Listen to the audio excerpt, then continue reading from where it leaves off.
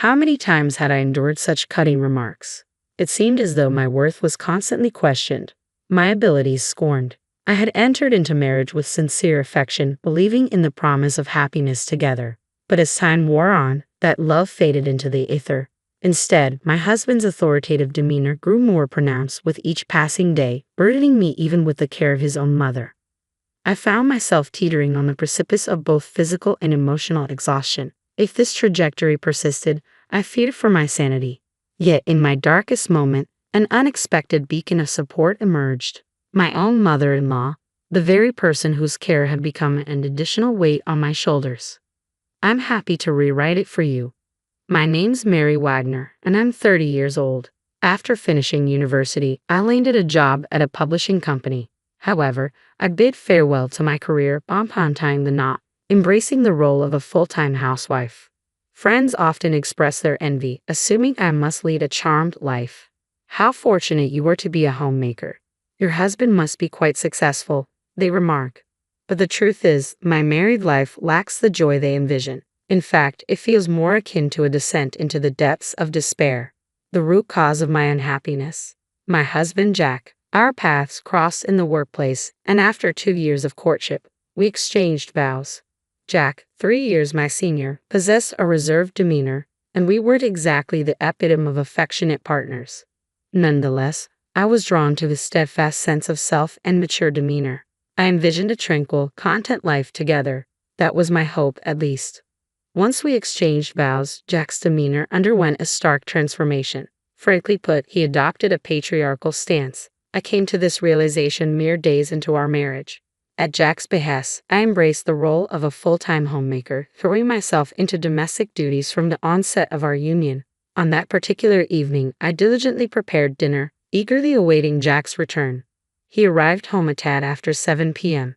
Upon surveying the meal laid out before him, his voice erupted with dissatisfaction. "What's this?" he barked.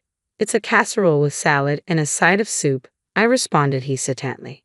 "Don't toy with me. If you're catering to your weary husband, it ought to be a lavish spread. Your past successes are no excuse. How can you falter at such basic tasks? You're utterly incompetent as a woman. Utterly." "You could have said that differently," I murmur, my troubled expression met with Jack's glare. Suddenly, he hurls the dish of salad to the floor. A startled scream escapes my lips. "What? It's because you, as my wife, can't even manage the basics, isn't it?" Jack interjects sharply. "I made my expectations clear. There's no need to disrespect the food like that." "Shut up. Instead of making excuses, use that deficient brain of yours to consider how to better fulfill your role as my wife, you fool." It's the first time I've been called that. Sure, I've faced reprimands from my parents, arguments with my brother and friends, but never have I been subjected to such cruelty, especially from the man I love. It's only been a few days since our wedding. I never imagined he would react so harshly over a dinner choice. Nevertheless, as a housewife, I remain financially reliant on him. I can't risk defying my husband. As a newlywed, my utmost desire is to avoid upsetting him. Since that incident, I've been tiptoeing around him, careful not to trigger his anger. I meticulously ironed every piece of laundry, prepared the simplest of meals like loaded potato soup, and seasoned side dishes to perfection. Not a single hair must be left on the floor. Under this constant pressure, my nerves fray. Yet his patriarchal control only tightens. "There's a crease in this shirt sleeve. Can't you see?" he berates. "I am sorry. I'll iron it right away," I stammer. "I'm already running late for work." "You're always so slow," he complains. "I'll hurry," I assure him. "You won't have time. You're insufferable in the morning." "How much more do you want to upset me, you incompetent woman?" he snaps. "I'm sorry. Truly deeply sorry. I apologize," my voice trembling. Whenever I erred, I instinctively lowered my head in apology, a practice enforced by my husband. Depending on the gravity of my mistake, the depth of my contrition varied. Sometimes a mere bow would suffice for forgiveness, but for more serious transgressions, kneeling was required. And in moments of repeated mistakes, he would ominously present me with a completed divorce document. It's astonishing how quickly one can become accustomed to such treatment. After a year of enduring this cycle, I began to internalize a sense of utter worthlessness. Yet I couldn't bear the thought of divorce, especially in my current state of unemployment. I couldn't shatter my parents' joy over our marriage by admitting to such a failure, especially not after such a short time. The prospect of enduring perpetual reprimand from my husband filled me with despair for the future. As usual, I was in the midst of preparing dinner, anticipating his return. My daily ritual involved completing the meal by 7 p.m., ensuring it was ready for him to enjoy whenever he arrived. The moment the front door creaked open, I began setting the table. If I failed to finish before he sat down, it would inevitably lead to another round of apologies. Typically, my husband would take his seat in silence, but on this particular day, something felt different. As he loosened his tie, he initiated a conversation. "Mary, we're moving to my parents' house this weekend." I paused, puzzled. "Your parents' house? You mean your mother's place?" He nodded. "Yes, that's correct." "Have everything packed by then?" I couldn't help but inquire, "Why the sudden change, Jack? You've always been adamant about not returning to your parents' house." His icy stare silenced my probing, and after a momentary pause, he spoke. "My mother had a fall, and living independently has become too challenging for her." My concern surged. "We should go to her immediately. She's been in the hospital for a week. We'll move once she's discharged this weekend," he explained. "I understand now," I replied quietly. "But why the sudden change? You've always resisted returning to your parents' home." "Can you guess why?" he remarked with a chilling edge. "I can't deny the allure of potential inheritance," he confessed, his tone betraying a hint of satisfaction. "You see, my father was an ordinary man, but my mother's family is wealthy. She has a substantial amount of money." "What does that have to do with her current situation?" I questioned. His lips curled into a calculating smile. "If I play the devoted son during this ordeal, perhaps I'll be in line for a significant inheritance. If we, as a couple, rush to her side, I'm confident she'll be inclined to bestow the entire inheritance upon us." "Isn't that a bit disrespectful?" I dared to question. "Shut up. You're being supported by me, so just listen quietly," he retorted sharply. "I am sorry," I stammered, cowed by his outburst. The air was thick with tension as his words echoed in the room, leaving me feeling small and powerless. Instinctively, I offered my usual apology. With a triumphant air, he declared, "Listen, from now on, you'll be taking care of my mother. You'll work as a maid in my parents' house for the rest of your life." I faltered at his words. Is that what you mean?" I ventured to ask, but he cut me off sharply. "Don't argue. Who do you think is providing for your current lifestyle? It's all thanks to me, isn't it? Depending on how well you care for my mother, our inheritance could be affected. So don't neglect your duties. Understand?" Pressured to respond, I murmured softly, "Yes." His satisfaction evident, he flashed a smug smile before beginning his meal. Forcing me into the role of caregiver solely for the sake of his mother's inheritance, my husband doesn't regard me as his wife. To him, I'm merely a housemaid. Though I was aware of this truth, hearing it explicitly was a jolt to my senses. Yet I lacked the courage to challenge him. In a way, I felt as though I had been brainwashed, my own aspirations erased. The following day, following my husband's orders, I started packing our belongings. A week later, as directed by him, we relocated to my mother-in-law's residence, coinciding with her discharge from the hospital. On the day of her discharge, Jack didn't show up at the hospital, citing work obligations. Consequently, I was the one accompanying my mother-in-law home. During our journey back, she offered an apology. "Mary, I'm truly sorry. It's because of me that you're going through all of this. Don't worry about it. As a housewife, if I can lend you support while being at home, then nothing could be more important." I reassured her. "Thank you. But are you not bothered by how sudden this all is?" she inquired. "Well, the packing was a bit rushed, I suppose," I admitted. "I can imagine. Even I was taken aback by Jack's decision to move in with us. I wonder what prompted him to do this so abruptly." "Mary, have you heard anything?" she pressed. "No, I haven't heard anything," I replied softly. It wasn't surprising that my mother-in-law found the situation peculiar. Jack had always harbored a dislike for her, often expressing his grievances with remarks like, "She's a nuisance and I'd rather not be around her." Yet he swiftly moved in with her upon her hospitalization, driven by the prospect of her inheritance.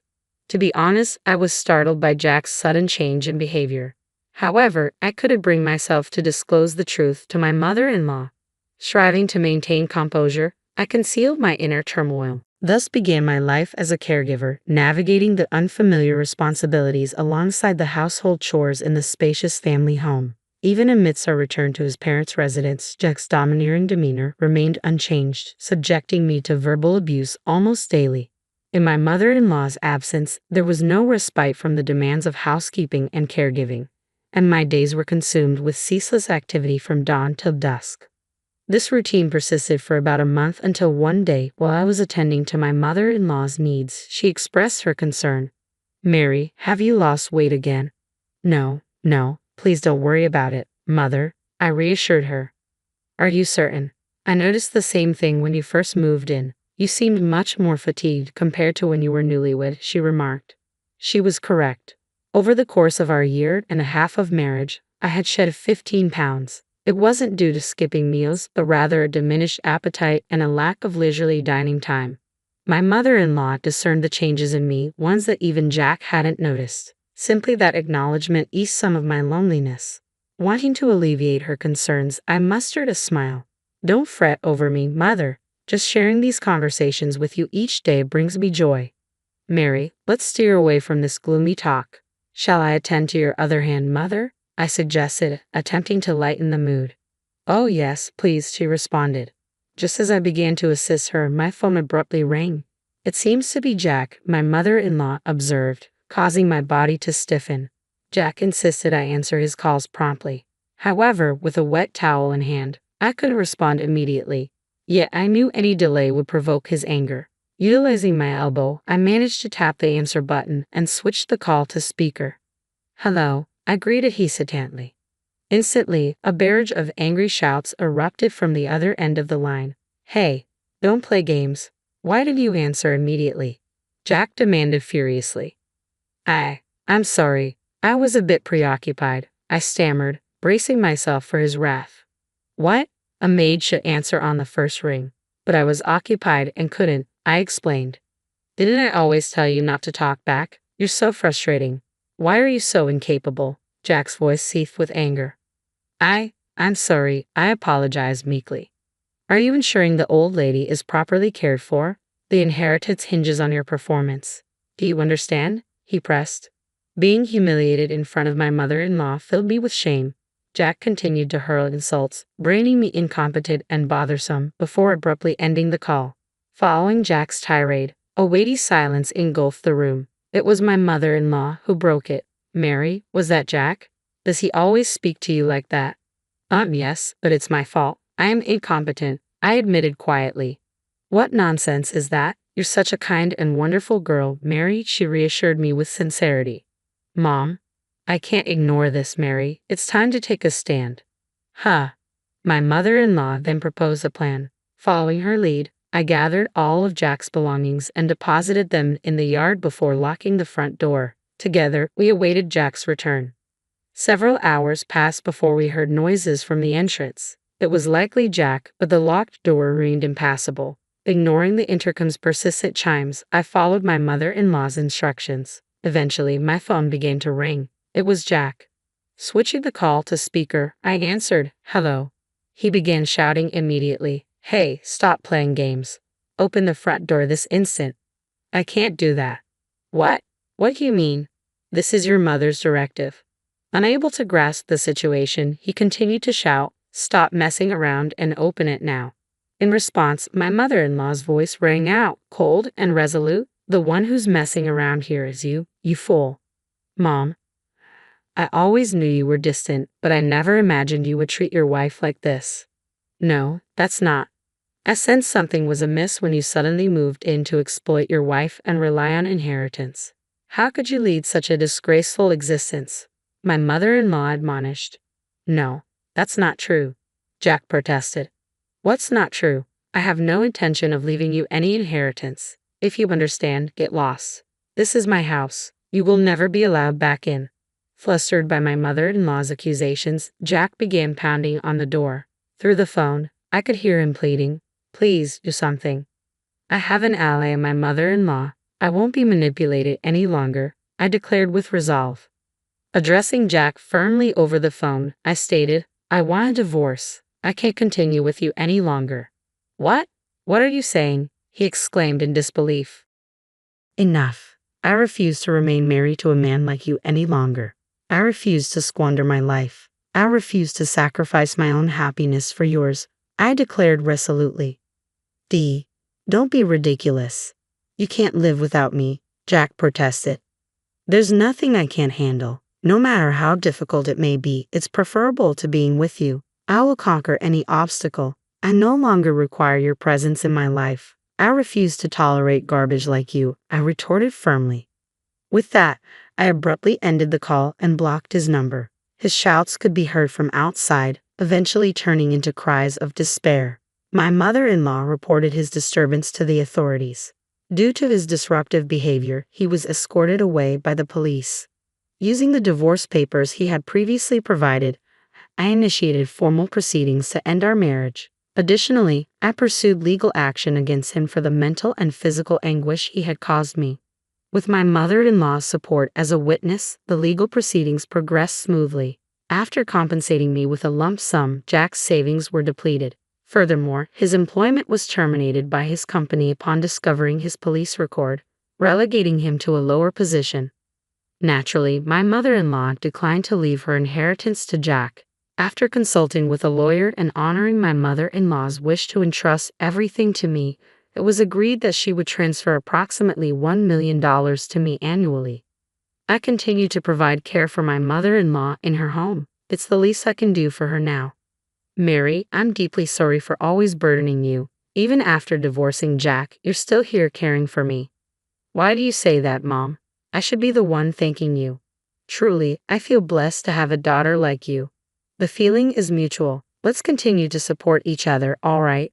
My life alongside my mother-in-law is now filled with more joy than I could have imagined. I'll strive to do everything within my power for her until the end of her days. The security alert from my banking app froze me in place.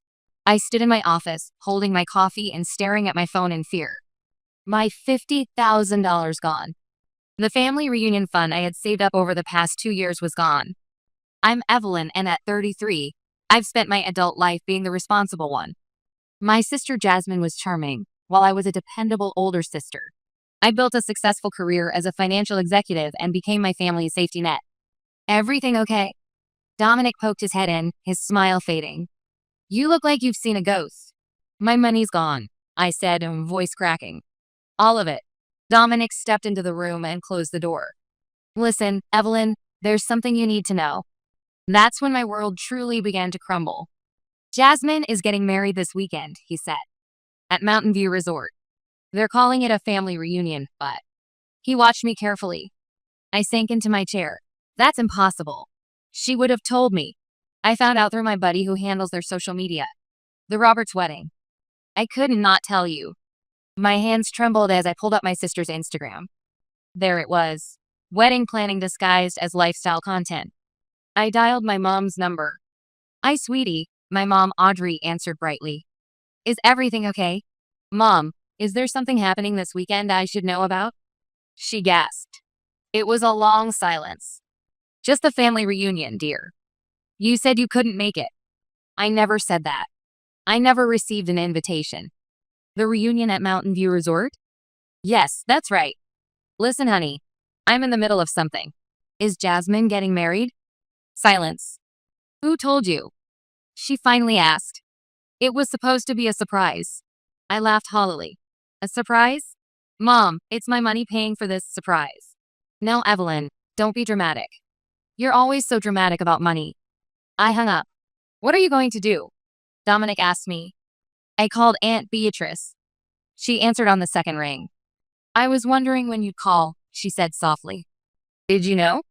Yes, Jasmine insisted you would cause problems. She said you'd try to take over everything. Make it about me? I paced. It's my money they're using, Aunt Beatrice. $50,000 I saved while Jasmine was. I stopped myself, breathing hard. The wedding's in 3 days, my aunt said. What are you planning? I looked out my office window, watching the city buzz below. My whole life I'd played by the rules. Been the good daughter, the supportive sister, and the family bank. And I would be excluded from my sister's wedding, using my own money, which was my reward. I'm going to that wedding, I said, my voice steady now. And I'm going to make sure everyone knows exactly who made it possible. Evelyn. Aunt's voice held a warning. I said, Aunt Beatrice, It's time they learn that actions have consequences. I ended the call and turned to Dominic. I need your help. He grinned, a spark of mischief in his eyes. I thought you'd never ask. What's the plan? First, we're going shopping. I need the perfect outfit for a wedding I wasn't invited to.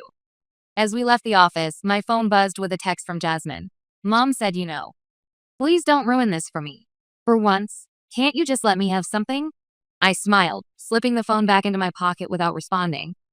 Oh, sister dear, you have no idea what's coming. Mountain View Resort lived up to its name, with floor-to-ceiling windows showcasing the majestic peaks beyond. I adjusted my emerald green dress, carefully chosen to complement but not match Jasmine's wedding colors, and strode through the lobby like I belonged there. Name? A perky coordinator held a tablet, scanning the guest list. Oh, I'm family, I smiled sweetly. The bride's sister. Her eyes widened slightly. I don't see you on the list. That must be a mistake. I'm Evelyn, the maid of honor actually. She glanced at her tablet. The maid of honor is listed as. Is there a problem here? My mom's voice cut through the conversation. She froze when she saw me, her perfectly made-up face paling. Evelyn, what are you doing here? Supporting my sister on her big day, of course. I turned to face her fully. Isn't that what family does? Mom grabbed my arm, pulling me aside. You need to leave now. You'll ruin everything. Like you ruined my trust? Or just my bank account? There you are. Jasmine's voice rang out across the lobby. She was already in her wedding dress, looking like a princess in white lace. Her smile faltered when she saw me. Evelyn, you came? Wouldn't miss it for the world, sis. I broke free from my mom's grip. Beautiful dress. I wonder how much of my money paid for it. Jasmine's face flushed. Can we talk privately? She led me to a small preparation room, closing the door behind us. The moment we were alone, her sweet facade crumbled. You're trying to ruin this for me, aren't you? She hissed. Just like you try to ruin everything. Ruin things by what? Paying for them? You always do this. She paced the room, her dress swishing. You hold your money over our heads like some kind of weapon, making us feel small, dependent. I laughed in disbelief. You're making me the villain? You stole from me, Jasmine. You and Mom excluded me from your wedding while using my money. We borrowed it, she corrected. We'll pay you back.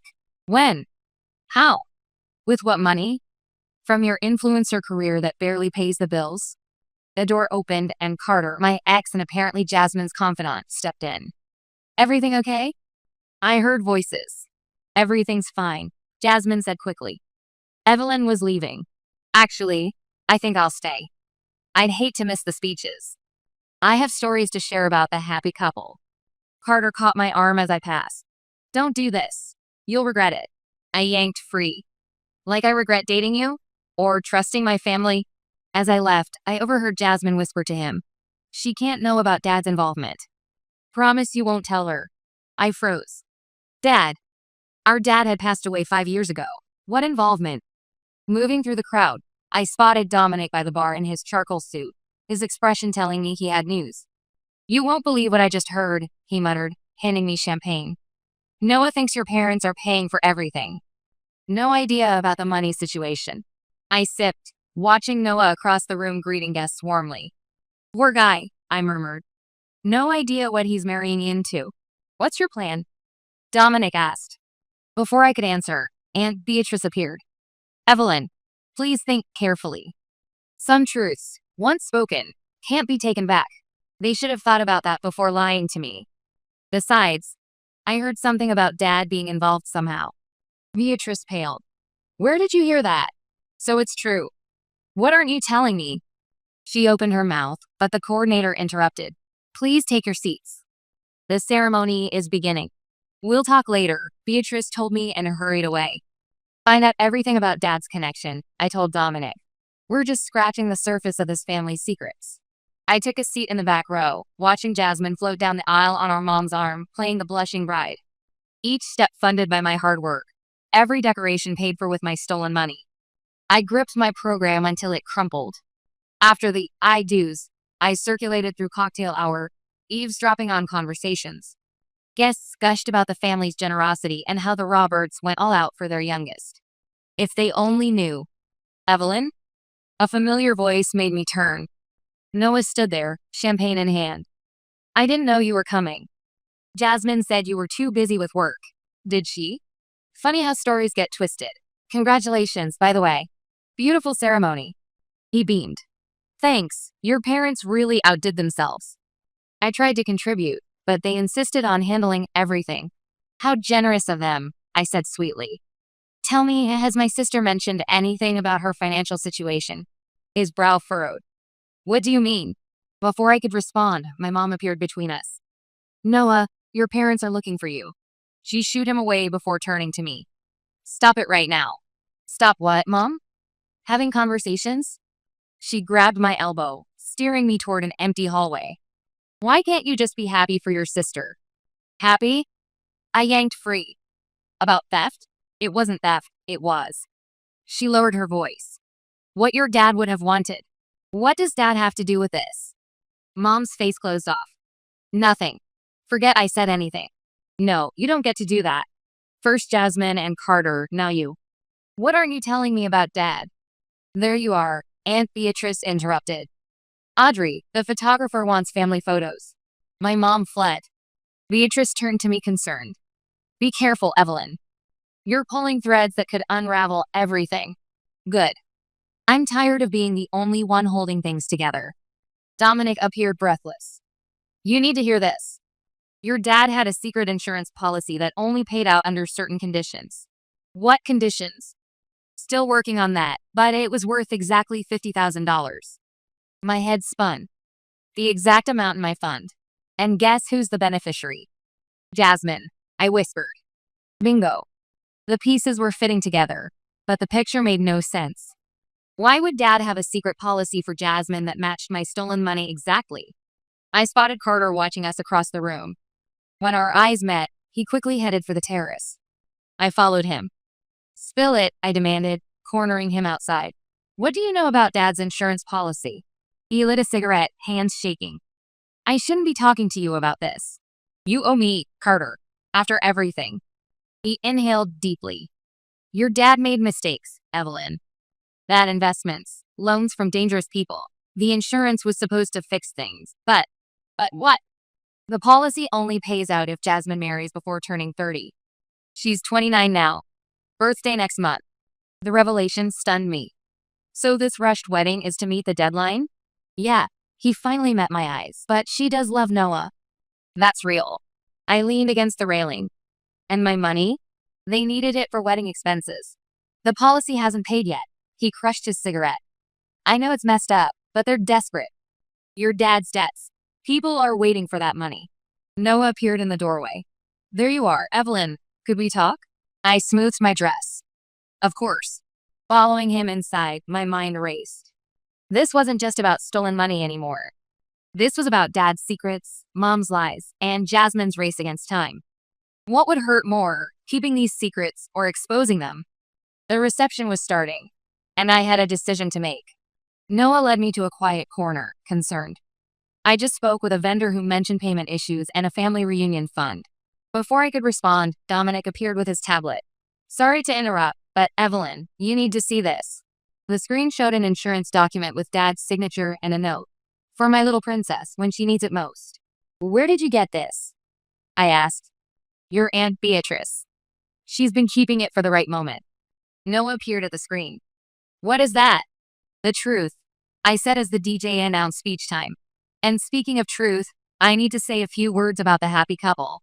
Noah grabbed my arm. Evelyn, what's going on? Ask your new wife, I said, pulling away and heading for the microphone. My mom's face drained of color as I took the stage. Jasmine, at the head table, gripped her glass so tightly I feared it might break. For those who don't know me, I'm Evelyn, the bride's sister. The uninvited sister. Murmurs rippled through the crowd. But I'm still here. Just like my money, funding this entire celebration. Evelyn, stop it. Jasmine stood, but I continued. This wedding was paid for with $50,000 from my family reunion fund. Money was taken without my permission. This amount matches a secret insurance policy our dad left for Jasmine, which pays out only if she marries before turning 30 next month. The room erupted. Noah's face showed dawning horror. So, sis, Is this about love or daddy's money and his mysterious debts? That's enough. Mom rushed forward, but Dominic blocked her. No, Mom, it's not enough. Tell them about dad's debts. Tell them about the people waiting for this insurance payout. Tell them why you needed my money for this rushed wedding. Jasmine burst into tears. You don't understand. They were going to take everything. Who was going to take everything? Noah demanded. What is she talking about? Alone sharks. Carter spoke up. Your father-in-law borrowed from dangerous people. This payout clears those debts. Silence fell. Noah stared at his new wife. You married me to pay off your father's debts.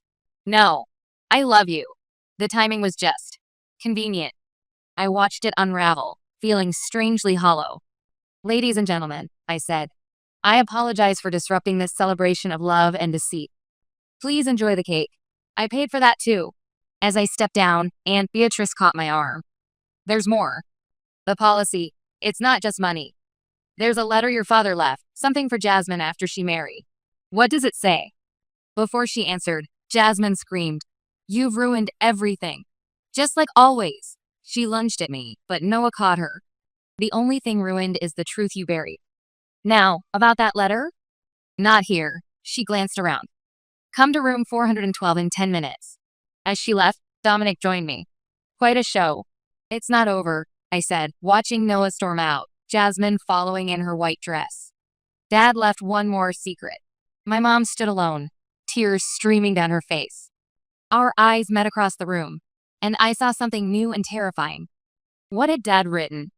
Was I ready for the truth about the man we thought we knew? Come on, I told Dominic. We have an appointment with the past. The elevator ride felt endless. Dominic checked his phone, showing me social media chaos as guests shared what happened. Your sister's trending locally, he whistled. Not in a good way. Room 412 opened before we knocked. Aunt Beatrice pulled us inside, checking the hallway before closing it. Audrey's coming up, she said, retrieving an envelope from her purse with shaking hands. We don't have much time. Just give me the letter, I said, reaching for it. She pulled back. Evelyn, you need to understand something first. Your father was. The door burst open. My mom stood there, mascara streaked down her face, looking desperate. Don't you dare, she told Beatrice. We swore never to tell them. Tell us what? I demanded. What's in that letter? The truth about your father, Beatrice said softly, who he really was. He was a gambling addict, I said. We know that. Mom's voice cracked. No, he was a thief. He stole money from his company and his partners. The gambling was just a cover. Dominic stepped between us as I moved toward my mom. What are you talking about? The insurance wasn't real, Beatrice explained, opening the envelope. It was hidden money. Stolen money. He knew they'd come looking eventually. My hands trembled as I read Dad's familiar handwriting. My dearest Jasmine, if you're reading this, you fulfilled my condition, marriage before 30. I'm sorry for this burden, but I needed this money protected until the statute of limitations expired. The $50,000 is clean now, legally yours. Use it to escape the mess I've made. I chose you because you're like me. You understand sometimes the end justifies means. Evelyn is too rigid in her morality. Protect her from this truth. She wouldn't understand. All my love, Dad. The paper slipped from my fingers. He thought I was too moral. I laughed harshly. While Jasmine was just immoral enough. He was protecting you, Mom insisted. By making me the family ATM? By letting Jasmine steal from me? That wasn't the plan, Beatrice interjected. The money was supposed to stay hidden until after the wedding, but when the venue demanded payment up front, they got desperate. So they used your money as a bridge loan, Dominic finished. A commotion drew our attention. Jasmine burst in, wedding dress askew, face tear-streaked. Noah's gone, she sobbed, demanding an annulment. Good for him, I said coldly. This is all your fault. She screamed, lunging at me. Dominic caught her mid-stride. You couldn't let me have one thing. One thing. I stepped closer while Dominic restrained her. You've had everything, Dad's favor, Mom's protection, my money. I had Dad's burden, she shot back. His secrets and his shame. You don't know what that's like. Girls, please, Mom tried intervening. No, Mom, you don't get to play peacemaker. You knew about Dad's crimes. You knew about the stolen money. You let me support this family while protecting his legacy. I was protecting both of you. Mom shot back. By letting her steal from me? We were going to pay you back, Jasmine said quietly. With Dad's insurance money. It was meant for the family anyway. That's your justification? Stealing is okay because we're family? A sharp knock silenced us. Carter stood there, looking grim. The FBI is downstairs, he said. Someone called them about fraud allegations. They want to talk to everyone. Mom sank onto the bed. Jasmine started crying again. Beatrice clutched Dad's letter helplessly. Well, I said, smoothing my dress. Time for the whole truth to come up. Evelyn, please, Mom reached for me. Think about our family.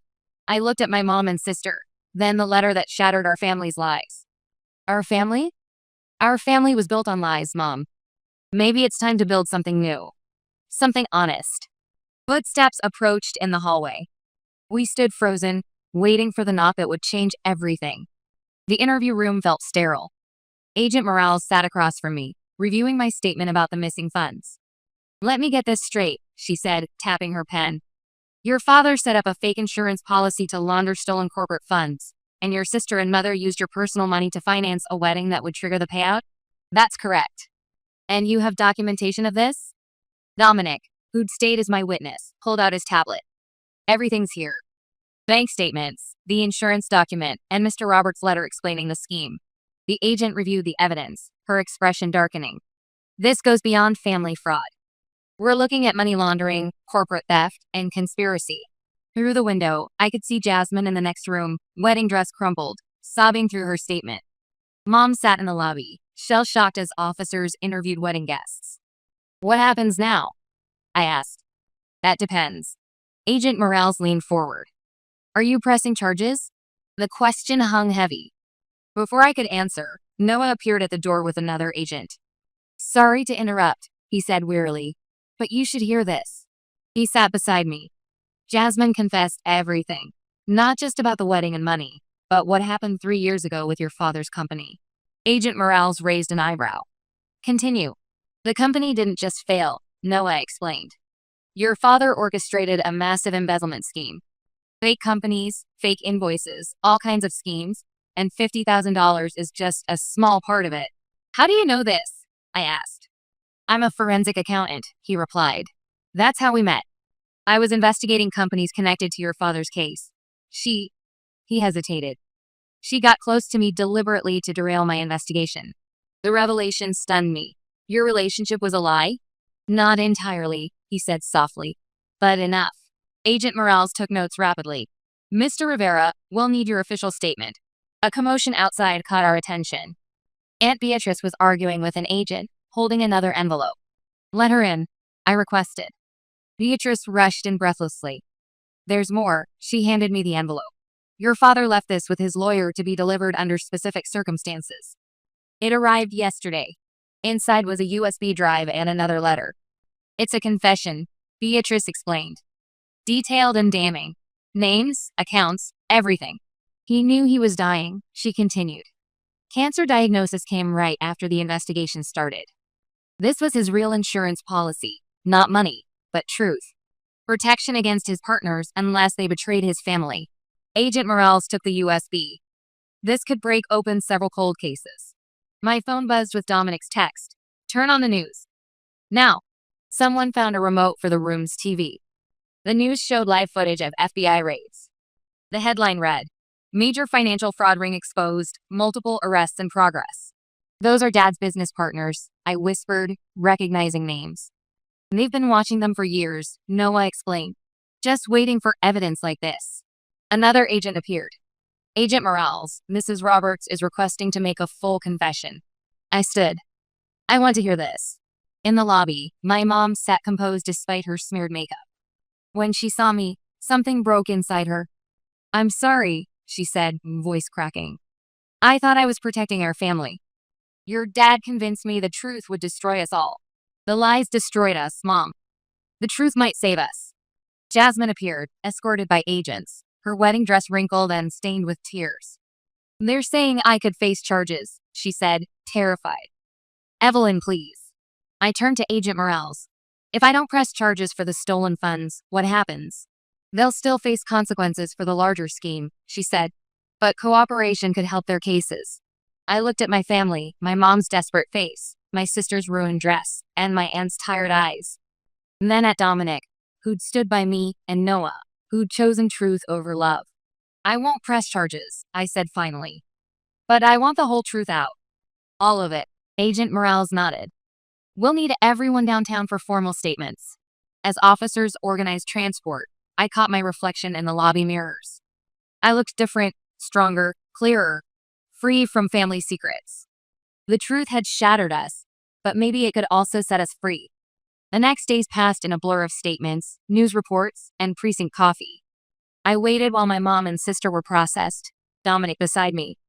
Ms. Roberts, an FBI liaison approached with documents. We've recovered your personal funds. Just sign here. As I signed, the TV announced, corporate fraud investigation expands, 3 more executives arrested.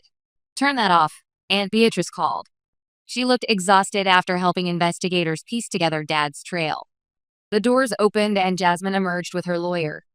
Her designer dress replaced by borrowed clothes hanging loose on her frame. Our eyes met, and for the first time in years, I saw my sister without masks. Can we talk? She asked quietly. Dominic squeezed my hand and stepped away. I don't know where to start, Jasmine said, sitting beside me. I've been lying so long. I'm not sure I remember truth. Try starting with why, I said. Why did Dad pull you into this? She twisted her hands. He made me feel special, like I was the only one who could help him. You were always so perfect, successful, independent. I was just pretty, charming. But Dad made me feel smart, trusted, and important. By making you his accomplice. By making me his confidant, her voice cracked. When he got sick, he said I was the only one who could protect the family. Said you were too honest and ethical. And look how well that turned out. The worst part is, she wiped her eyes. I really did love Noah. Still do. But I ruined it like I ruin everything. Before I could respond, Mom appeared, looking smaller than ever. Her lawyer discussed cooperation agreements, but she just stared at the TV showing Dad's photo labeled Mastermind. Mom, I called out. She turned, tears streaming. I should have told you both years ago, when I discovered what your dad was doing. Maybe then. Maybe then what?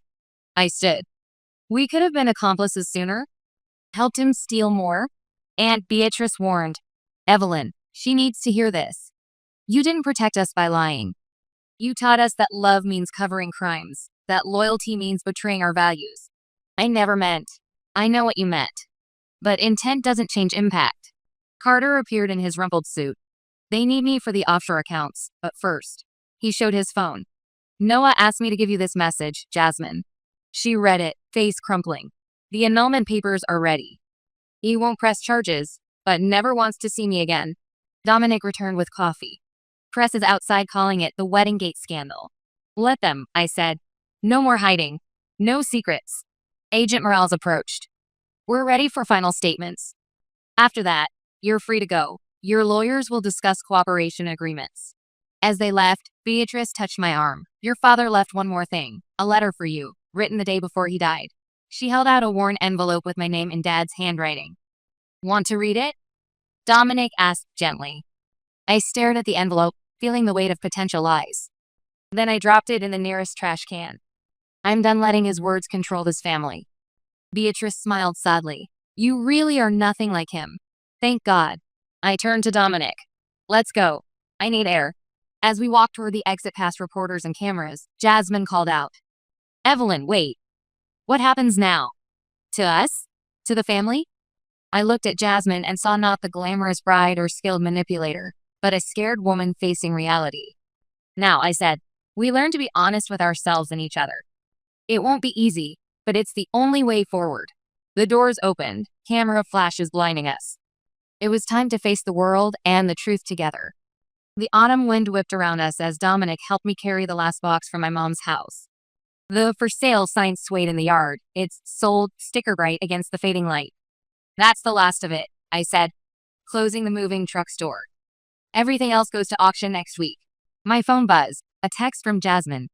Just finished community service. Can we talk? Dominic said to me, seeing my hesitation. Go! I'll handle this. It's important. I found Jasmine at the small coffee shop where she now worked part-time. Her influencer wardrobe was gone, replaced by simple jeans and a sweater. The ankle monitor peeked out below her hem. "Thanks for coming," she said, sliding me a cup. "I wanted you to know first. I got accepted into the accounting program for next semester." "Really? That's unexpected." She smiled weakly. "Turns out I'm good with numbers. Need to use that power for good this time. How's Mom handling the house sale?" "Better than expected. The money helps with restitution." She paused. "Have you visited her yet?" I shook my head. Mom's 6-month sentence had started last week. "Not ready." She asked about you. Says she's finally seeing a therapist, dealing with everything Dad put us through.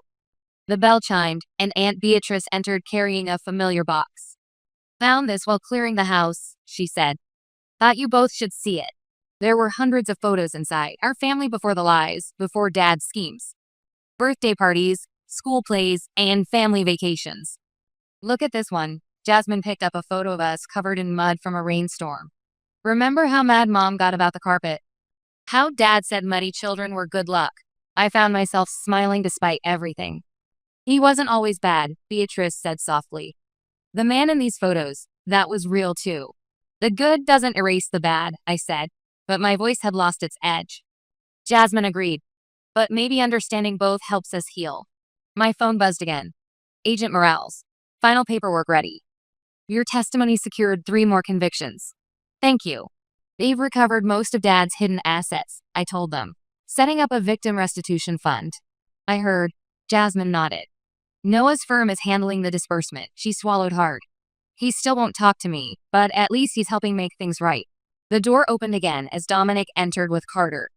They'd been working together, helping track down Dad's remaining accomplices. "Just got word," Carter announced. "They found the last offshore account." "It's over." "Is it?" I looked at the photos spread across the table. "Sometimes I feel like we'll be dealing with Dad's legacy forever." "Not his legacy," Beatrice corrected. "Your legacy, all of yours. You've exposed corruption, made amends, started healing. That's the new family legacy." Jasmine reached across the table, tentatively taking my hand. "I know I don't deserve forgiveness yet, but I'm trying to earn it.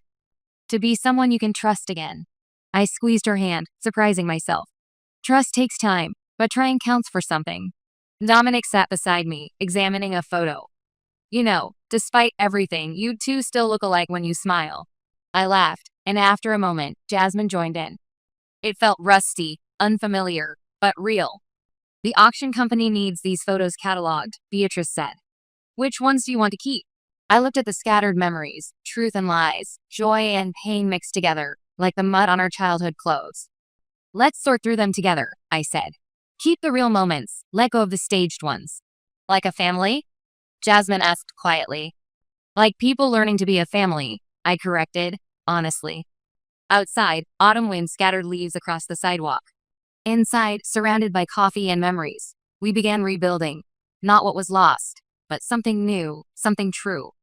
Dominic nudged me, pointing to a graduation photo. "Hey, you're both laughing here. Real or staged?" I studied our younger faces, remembering that day. I said finally, "Real. Some things even Dad couldn't fake." Jasmine smiled, and for the first time since the wedding, I saw my sister instead of our dad's daughter. We had a long way to go, but at least now we were walking in the light. My earliest memories are filled with the sound of shouting. Dad's voice would boom through our small house, making the walls seem to shake. Mom would try to keep her voice down, probably thinking of me and my baby sister Amelia, but sometimes she couldn't help but shout back. I was 7 then, and Amelia was just too young to really understand what was happening. I remember watching Mom brush Amelia's hair one morning, singing softly to her. That was the last time I saw her do that. Later that day, the shouting started again, worse than ever before. "You're impossible, Victor." Mom's voice cracked. "You control everything I do, everyone I talk to." Their divorce happened fast after that. One day, Mom was just gone. Dad told us she left us, that she'd chosen alcohol and other men over her own daughters. I was old enough to feel confused and betrayed, but young enough to believe him completely. It wasn't long before Dad brought Diane home. She was younger than Mom, always smiling, and she clearly adored Amelia. Amelia took to her immediately, calling her mommy within weeks. But I couldn't do it. Every time Diane tried to hug me or brush my hair like my mom used to do for me, I avoided her. Dad said sternly, "Evelyn, Diane is trying her best.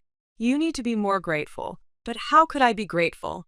I still had a real mom somewhere out there. Where was she? Why didn't she call? Why didn't she fight to see us? These questions haunted me through my childhood, but I learned to keep them to myself, swallowing the words that threatened to spill out. Diane doted on Amelia, buying her pretty dresses and taking her to dance classes. I was invited too, but I always refused, feeling my heart harden with each offer.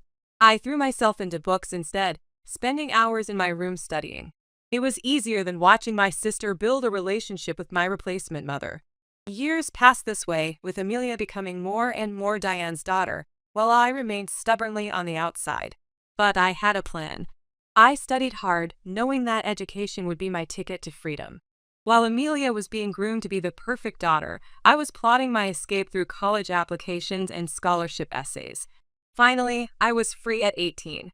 College felt like breathing fresh air after being underwater for too long. My dorm room might have been tiny, but it was only mine. No Diane hovering, no dad dictating rules, no constant reminder of being the difficult daughter. I still came home during breaks, trying to maintain some connection with Amelia. On a visit to my final year, I found her in her room. It looked like a princess's room. Everything was pink and white, thanks to Diane's obsession with decorating. "So what are your plans after graduation?" I asked, settling into her window seat. "Have you thought about which colleges you might want to apply to?" Amelia was sprawled across her bed, perfectly manicured nails tapping away at her phone screen. "Oh, I'm not going to college," she said as casually as if she were discussing the weather. "I'm getting married." I nearly choked on my coffee. "Married? You're not even 18 yet. When did this happen?" "Diane introduced me to Blake last year." She finally looked up from her phone, her eyes sparkling. "His family works at that big investment bank downtown. They're loaded, Evie, and he's absolutely perfect." "But what about your dreams? You used to talk about becoming a teacher," I reminded her, thinking of the little chalkboard she'd had as a kid. Amelia waved her hand dismissively. "That was just kid stuff. Diane says I don't need college anyway. She believes a woman's real purpose is to create a family and have children. Why waste time with degrees when I can start my real life now?" I gripped my coffee mug tighter, fighting the urge to launch into a lecture about feminism and independence. "Just think carefully about what you really want, Amelia. Not what Diane wants, not what Blake wants. What you want." "I know what I want," she rolled her eyes. "Not everyone needs to be a career woman like you." Her tone of voice made me sick to my stomach, as if being a career woman was some kind of character flaw. But I stayed quiet. After all, it was her life to live. After graduation, I found a nice townhouse across town and started working as a medical data analyst. The job wasn't glamorous, but it paid well enough and gave me the independence I craved. Meanwhile, Amelia married Blake in a lavish ceremony that Diane performed with crystal champagne flutes at the end. Within a year, my baby sister was a mother herself, with little Noah arriving right on schedule. A year later came Willow. That's when my peaceful life started unraveling. The first time Amelia showed up unannounced, she was wearing designer workout clothes that probably cost more than my monthly rent, carrying 2 baby bags and looking perfectly put together despite supposedly being an exhausted new mom. "I have a spa appointment," she announced, already setting the bags down in my living room. "You'll watch them, right?"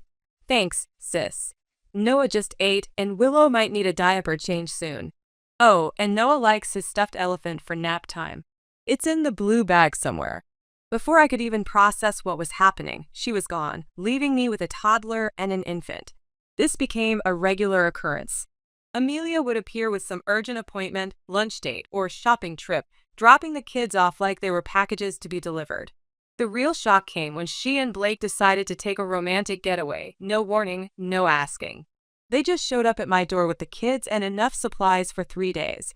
The constant interruptions were driving me insane.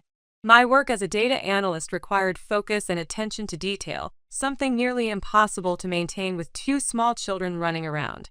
Every time I'd settle into analyzing medical patterns, there'd be a cry, a crash, or an "Auntie Evie, I'm hungry." I tried working early mornings before Amelia's surprise visits, late nights after the kids went home, weekends when I should have been relaxing, but it wasn't enough. My boss had started noticing errors in my work, small mistakes that could have serious consequences in medical data. Why don't you ask Diane and Dad to watch them sometimes? I suggested one day as Amelia dropped off the kids for the third time that week. Or maybe Blake's parents. Dad's always at work, Amelia replied, already halfway out the door, and Diane says the noise gives her migraines. Besides, you're so good with them. I watched her walk away in her perfectly pressed designer outfit, not a hair out of place, and fought back the urge to scream. She couldn't handle them alone all day, but how was I supposed to handle them while working a full-time job? My breaking point came on a Tuesday. I had a crucial deadline, and Noah was particularly energetic that day. I turned away from my laptop for just a moment to stop Willow from eating a crayon when I heard the thud. Noah had been jumping on the couch. I told him not to do it countless times, and he had fallen off. He seemed fine at first, but by the time Amelia came to pick them up, an purple bruise had spread across his shin. The moment she saw it, she exploded. "What the hell, Evie?" she screamed, making both kids start crying.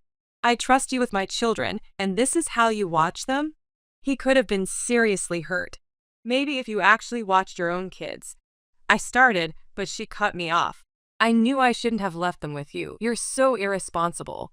What were you doing, too busy with your precious medical charts to keep my son safe?" Something in me snapped. Years of resentment, of being taken for granted, of being expected to put my life on hold for everyone else's convenience. It all came pouring out. "Get out," I said, my voice deadly quiet. "Take your kids and get out of my apartment." "Excuse me?" she said back. "I'm done being your free babysitter. I have a job, Amelia, a real job that pays my bills. I can't keep dropping everything because you need a spa day or lunch with your friends. Hire a professional babysitter." I practically pushed them into the hallway, ignoring Amelia's shocked expression and the kids' confused tears. The moment the door closed, my phone started ringing. "What the hell do you think you're doing?" Dad roared before I could even say hello. "Your sister is crying her eyes out. How dare you treat her this way? If she doesn't like how I watch her kids, she can watch them herself," I shot back. "You will apologize to Amelia immediately. Your behavior like this is unacceptable." Unacceptable.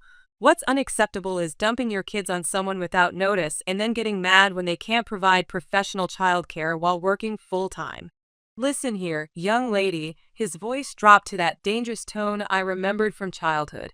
"If you don't start showing more respect to your sister and treating your family better, you can forget about your inheritance. I'll leave everything to Amelia." After this threat, I knew I needed to handle things differently. The constant tension wasn't good for anyone, especially the kids. So I swallowed my pride and called Amelia. "Hey," I said when she answered, my voice carefully neutral. "Can we talk?" "I was going to call you, actually," she replied, sounding surprisingly calm. "I might have overreacted a bit yesterday. We met for coffee at a neutral location, the small cafe halfway between our apartments." Amelia looked tired, the perfectly put-together facade slightly cracked. "Look," I started, stirring my latte. "I love Noah and Willow, you know I do. But I can't keep dropping everything at a moment's notice. I need to be able to plan my work schedule." Amelia nodded slowly. "I get it. I guess I've been taking advantage." We worked out a system. She'd give me at least 24 hours notice before bringing the kids over. No more doorstep drop-offs, no more surprise weekend stays. We'd stick to a regular schedule, Tuesday afternoons and Thursday mornings, when I could properly plan my workload around childcare. Things improved after that. The kids still came over, but on a predictable schedule that let me arrange my work accordingly. I even started enjoying our time together more now that it wasn't forced on me. As Christmas approached, I made plans with my college friends for a ski trip in the mountains. It would be my first real vacation in ages. No work, no family drama, just snow and freedom. When I heard Amelia was planning a family trip to Europe, I figured it was perfect timing. Surely a family vacation would mean the whole family, including the children. 2 days before my departure, I stopped by Amelia's house with Christmas presents for the kids. The living room was chaos, suitcases everywhere, clothes laid out on every surface. Dad and Diane were there too, Diane directing the packing like a general organizing troops. "These are so cute," Amelia exclaimed as the kids tore into their early presents. "They can play with them while staying at your place during Christmas." I froze, my coffee cup halfway to my lips. "What?" "Oh, it's going to be amazing," Amelia continued, apparently oblivious to my shock. "Blake's college friends are joining us in Paris, and then we're hitting the ski slopes in Switzerland. No kids allowed. It'll be just like old times." "I'm leaving for a ski trip tonight," I said slowly, "with my friends. I've had these plans for months." The tension in the room was thick enough to cut with a knife. I watched my dad's face turn that familiar shade of red that always preceded an explosion. "I couldn't care less about your plans," he spat, standing up from his armchair. "When are you going to grow up and realize that family comes first? Looking after your sister's children is your responsibility." "My responsibility?" I echoed, incredulous. "Since when is it my responsibility to be their full-time babysitter?" Diane stepped forward, her face a mask of disapproval I'd grown all too familiar with over the years. "Evelyn, you can't just put your selfish desires above family plans. What were you thinking, making vacation arrangements without consulting any of us? That's not how family works." I let out a harsh laugh. "Consulting you? That's rich. Did any of you consult me before planning your European vacation? Did anyone even think to ask if I was available to watch the kids?" "We shouldn't have to ask," Amelia chimed in, bouncing Willow on her hip. "You're their aunt. Then why don't you ask their grandmother?" I gestured toward Diane. "She's family too, isn't she?" Diane's perfectly maintained expression cracked slightly. "Don't be ridiculous. I can't possibly watch them. It's far too demanding at my age. Besides, your dad and I are going on the trip too." "Of course you are," I muttered. "So everyone gets a vacation except me? That's enough." Dad roared, making Willow start crying. "I've had it with your attitude, young lady. You've been difficult since you were a child, but this is the last straw. If you can't put family first, then maybe you don't deserve to be part of this family's future.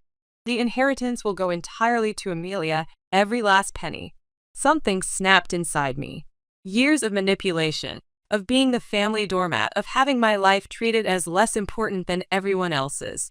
It all came rushing to the surface. "You know what? Keep your damn inheritance," I shouted, grabbing my coat. "I'm done being threatened. I'm done being manipulated. You all can go straight to hell." The door slammed behind me with satisfying force. My hands were shaking as I drove home, but I felt lighter somehow, like I'd finally broken free of invisible chains. I threw myself into packing and left to meet my friends, turning off my phone as we headed toward the mountains. It wasn't until I was in our cozy cabin that evening that I thought to check the security camera feed I'd installed after one too many surprise visits from Amelia. They had been there, all of them. Dad pounding on my door, Diane trying to peer through the peephole, Amelia bouncing a crying Willow while Noah sat on the floor playing with his toy cars. They had stayed for hours, alternating between pleading and threatening, clearly unable to process that I'd actually chosen myself over their demands for once. My phone buzzed constantly during the first day of vacation. I had muted all their notifications, but I could still see the numbers climbing. 27 missed calls from Dad, 43 from Amelia, 15 from Diane. The voicemails and messages piled up, each more desperate than the last. "If you don't call back right now, young lady," Dad's voice thundered through one message I accidentally played before deleting. Diane's texts were a masterclass in guilt tripping. I've never seen the children so upset. "How could you abandon your own family at Christmas? Your poor sister is devastated. Is this really the kind of person you want to be?" Amelia's video messages were the worst, her perfectly made-up face streaked with tears, Willow crying in the background. "Please, Evie, we can't find anyone else on such short notice. I'll pay you double what I usually do." I turned my phone off completely after that. My friends noticed my tension and suggested we hit the slopes early. The bite of cold air and the rush of skiing helped clear my head. 3 days into our trip, my cousin Rachel texted, "I heard what happened. Don't worry too much. Diane finally found someone through her real estate client connections to watch the kids. A retired teacher or something. She's charging them a fortune though. Guess professional childcare isn't so cheap after all." I couldn't help but smile at that. They'd finally had to face the reality of what their constant demands had been costing me.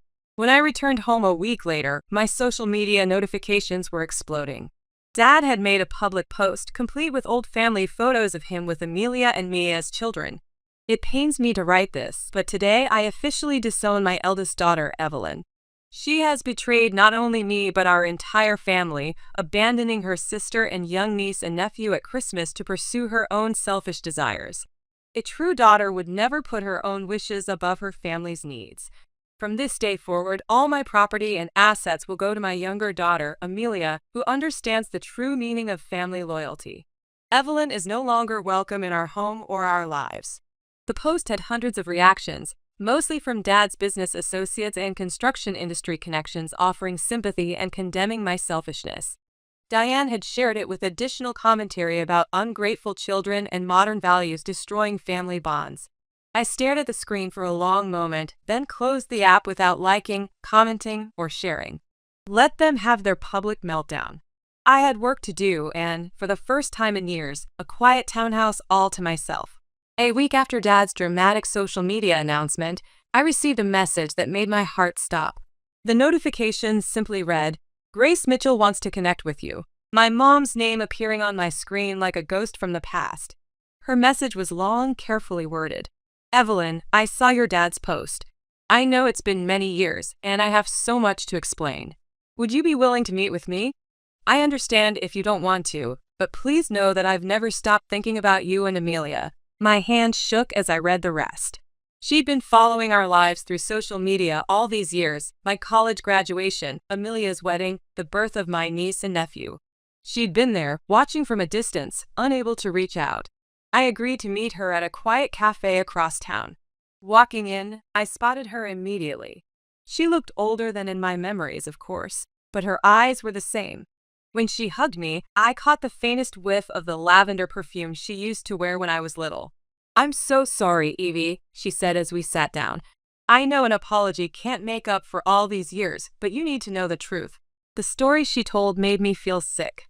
Dad had been systematically keeping her away from us, all while painting himself as the victim. He'd sent her photos and videos of us with Diane, birthday parties, school events, family vacations, along with messages about how happy we were with our real mother. "Look how well they're doing," he'd write. "Diane is such a wonderful mother to them. They don't even remember you anymore. Why would you want to disrupt their lives now?"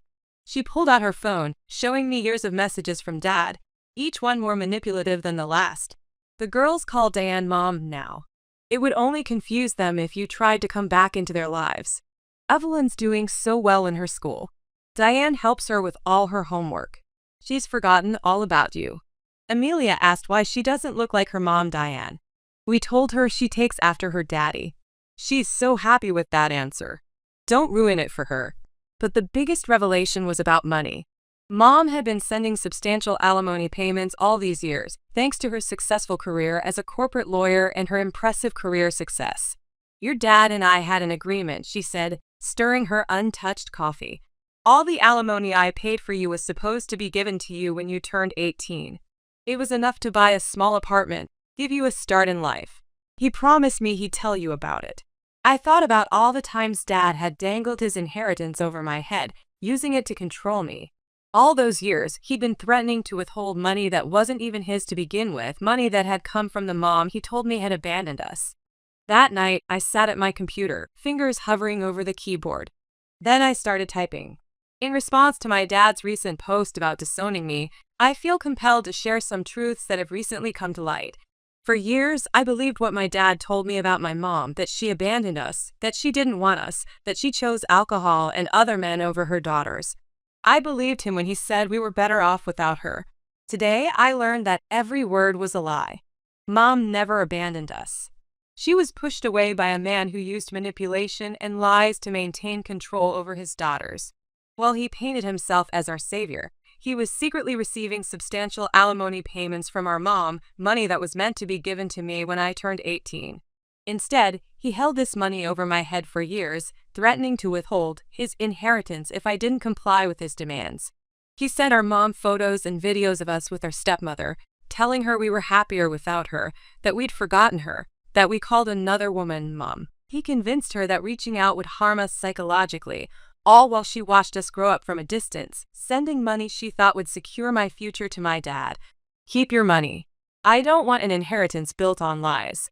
I don't want anything from a man who could so cruelly separate children from their mother for his own benefit.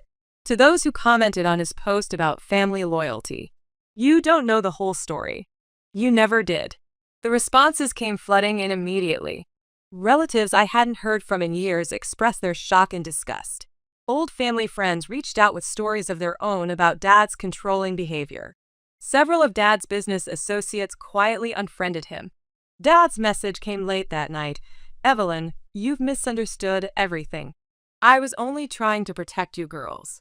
If you'll let me explain. I blocked him without reading the rest. Diane tried calling next, then Amelia. I blocked them too. It hurt to cut off my sister, but watching her turn into a mirror image of our dad hurt more. Her sense of entitlement, her manipulation, her absolute certainty that she was always right. She'd learned well from him. Mom helped me find an apartment in her neighborhood, insisting on buying it outright. Now, 6 months later, we have dinner together 3 times a week. She tells me stories about my early childhood, fills in the blank spaces in my memory. Sometimes we look through her old photos, ones I'd never seen before, of her holding me as a baby, teaching me to walk, reading to me and Amelia. Do you think you'll ever speak to Amelia again? Mom asked me recently. I thought about my sister, about how thoroughly Dad had shaped her into his image. Maybe someday, I said, if she ever learns to think for herself. But I'm not holding my breath. For now, I'm focused on rebuilding my relationship with my mom, making up for all those lost years. I'm learning that family isn't about obligation or control or threats. It's about love, respect, and truth, qualities I never found in my dad's house but discover every day with my mom. Sometimes I still get messages from Dad's business associates, construction partners, distant relatives who think I should forgive and forget. I delete them all. I've spent enough years living under the weight of other people's expectations. I'm finally free. Growing up, I always knew I was the second choice. My name is Olivia, and from my earliest memories, I watched my parents shower my older brother Nathan with endless attention and opportunities while I stood in the shadows. The difference in how they treated us wasn't subtle, it was as clear as day. I remember sitting at our kitchen table doing homework alone while my mom and dad drove Nathan to his academic competitions or science club meetings. He was 5 years older than me, and somehow that made him more deserving of everything. Every time his teachers mentioned his academic prowess, my parents jumped at the chance to nurture it, spending money we didn't really have on his advanced courses and educational materials. Nathan has such a brilliant mind, Mom would gush to anyone who would listen. He's going to be something special one day. Meanwhile, I learned early on not to ask for much. When I showed interest in art classes after winning my elementary school's drawing contest, Mom just smiled apologetically. Maybe next semester, honey. Nathan's advanced math program is taking up the budget right now. The disparity became even more apparent during Nathan's senior year of high school.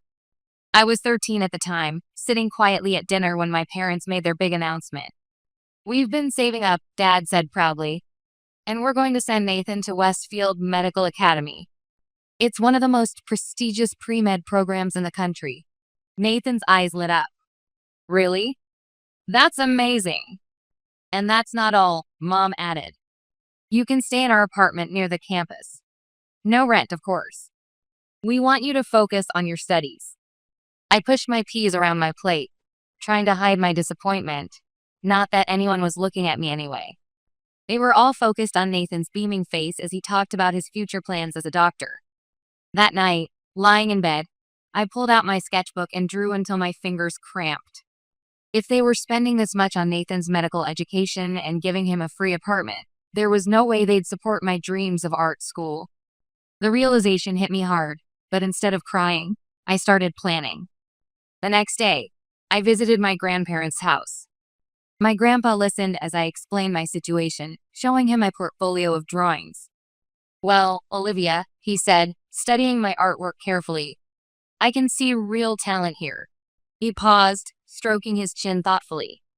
Your parents may not understand this gift, but I do. How would you like to take private art lessons? It'll be our secret.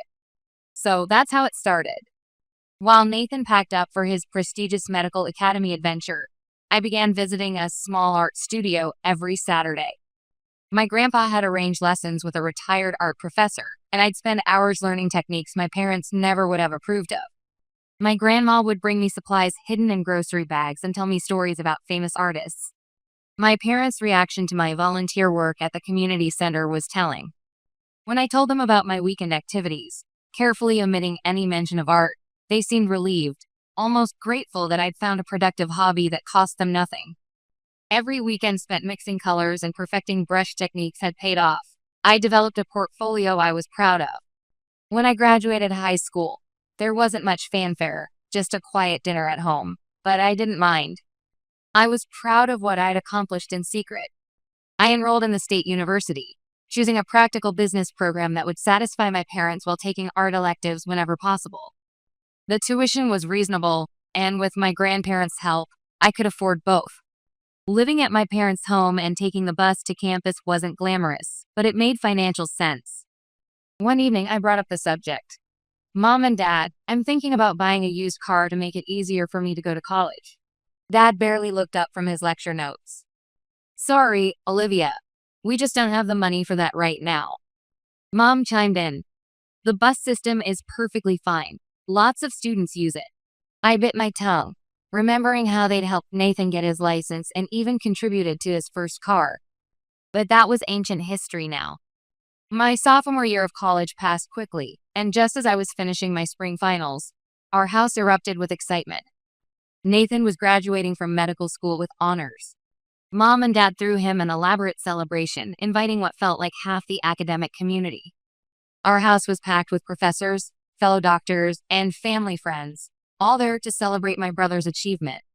I was arranging appetizers in the kitchen when Nathan made his grand entrance with a sophisticated woman on his arm, Rebecca, a fellow doctor he'd met during residency. They were beaming as they walked into the room hand in hand. Everyone, Nathan announced, commanding immediate attention. Rebecca and I have some exciting news. We're engaged. The room exploded with cheers and congratulations. Mom burst into tears of joy, and Dad clapped Nathan on the back so hard I thought he might fall over. But wait, there's more, Rebecca added, her voice poised and confident. After our wedding, we're buying a house in Lakeside Heights. Nathan's been offered a position at Memorial Hospital's cardiology department. Mom's tears turned into full-on sobbing. My baby boy, a successful doctor. That's my son, Dad proclaimed proudly. Always knew you were destined for great things. I stood in the corner, watching the scene unfold. Nobody seemed to notice that I'd just won the university's annual art competition, or that one of my paintings had been selected for display in the city gallery. But I was used to it by now. The wedding preparations consumed the next year while I focused on my studies, now in my final year. Mom and Dad threw themselves into planning the perfect wedding for their perfect son. They took out a substantial loan to cover everything: the 5-star hotel venue, the gourmet catering, the string quartet, the designer flowers. Nothing was too good for Nathan and Rebecca. The wedding itself was exactly what you'd expect: extravagant, meticulously planned, and all about Nathan. I stood in my bridesmaid dress, which I had to pay for myself, watching my parents beam with pride as they danced with the happy couple. They'd spared no expense, even though I knew they'd be paying off the loan for years to come. After Nathan and Rebecca left for their honeymoon, I stood in my cramped bedroom at my parents' house, staring at my half-finished canvas. An idea struck me. The apartment where Nathan had lived during medical school was now empty. It was perfectly located near the university's art department, and it would give me some much-needed independence and space to create. I approached my parents that evening while they were reviewing wedding photos. Mom, Dad, since Nathan's apartment is empty now, would it be okay if I moved in there? It would give me a studio space for my art. They exchanged glances before Mom spoke. Well, honey, you can move in, but you'll need to pay rent. An art studio? I thought we agreed that your business degree comes first. The words hit me like a slap in the face. Rent? But Nathan lived there for free for 6 years. And yes, I'm still doing business classes, but I need space for my art too. Dad shifted uncomfortably in his leather chair. That was different. We have the wedding loan to pay off now. And medical school is a real career investment. We need the extra income, and you need to focus on practical skills. I couldn't believe what I was hearing. I'm your daughter too, I said, my voice trembling slightly. I've never asked you for anything this important before. I keep my grades up and work weekends. My art is important to me, just like medicine is to Nathan. Mom held up her hand to stop me. She and Dad had one of their silent conversations, the kind they used to have when deciding whether to spend money on another of Nathan's academic programs. Fine, Mom finally said. We'll charge you half the normal rent, but we don't want to hear about your art taking over your studies. I wanted to argue more, but I knew this was the best offer I get. Okay, I'll take it. That weekend, I moved into the apartment. It still had traces of Nathan everywhere, framed medical awards on the walls, textbooks lining the shelves, a desk perfectly positioned for studying. I transformed one corner into a makeshift studio, setting up my easel where sunlight streamed through the windows. I took extra shifts teaching children's art classes to cover the rent, often working until evening. Between business classes, art projects, and work, I barely had time to sleep. My final year of college passed in a blur of textbooks, paint-stained fingers, and late-night creativity sessions. Before I knew it, my graduation day arrived. While my classmates' families planned parties and celebrations, my parents opted for a quiet dinner at home. They only invited my grandparents, no extended family, no friends, no elaborate catering like Nathan's graduation. We sat around the dining room table, eating the pasta I'd made myself. Grandma reached across the table and squeezed my hand. Olivia, dear, we're so proud of you, she said warmly. Graduating with highest honors in business while developing your artistic talents. That's quite an achievement. Before I could respond, Mom's phone buzzed. Her face lit up as she read the message. Oh, speaking of achievements, she interrupted, Nathan just texted. His medical practice is doing wonderfully. He and Rebecca are considering buying a vacation home. I watched as my graduation dinner turned into a celebration of Nathan's success in medicine. My grandparents exchanged knowing looks, and Grandpa squeezed my shoulders supportively as I fought to hide my disappointment behind a practiced smile. My hard work in college paid off unexpectedly. 2 weeks after graduation, I made a decision that shocked my parents. I turned down a business analyst position to accept a part-time teaching role at a community arts center. I supplemented this income by selling my paintings at local markets and taking commission portrait work. The freedom to create was intoxicating, though my bank account wasn't exactly thriving. My parents' reaction was exactly what I'd expected. Mom said during one of her unexpected visits to the apartment, her voice tight with disappointment, Olivia, your art thing was supposed to be a hobby, not a career. When are you going to get a proper job with your business degree? I gestured toward the canvas I was working on, a commission piece for a local restaurant. This is a proper job, Mom. I'm making money doing what I love. But not enough money, she replied matter-of-factly. Now that you've graduated, you should start paying the full rent amount. A real business position would help with that. I wanted to point out that Nathan had lived there for free even while earning a residence salary, but I'd learned that comparing myself to my brother was pointless. The apartment's light was perfect for painting, north-facing windows that bathed my workspace in consistent, natural light. So I reluctantly agreed to the increased rent. Life fell into a rhythm of creation and struggle. I threw myself into my art, determined to prove my worth in the local art scene.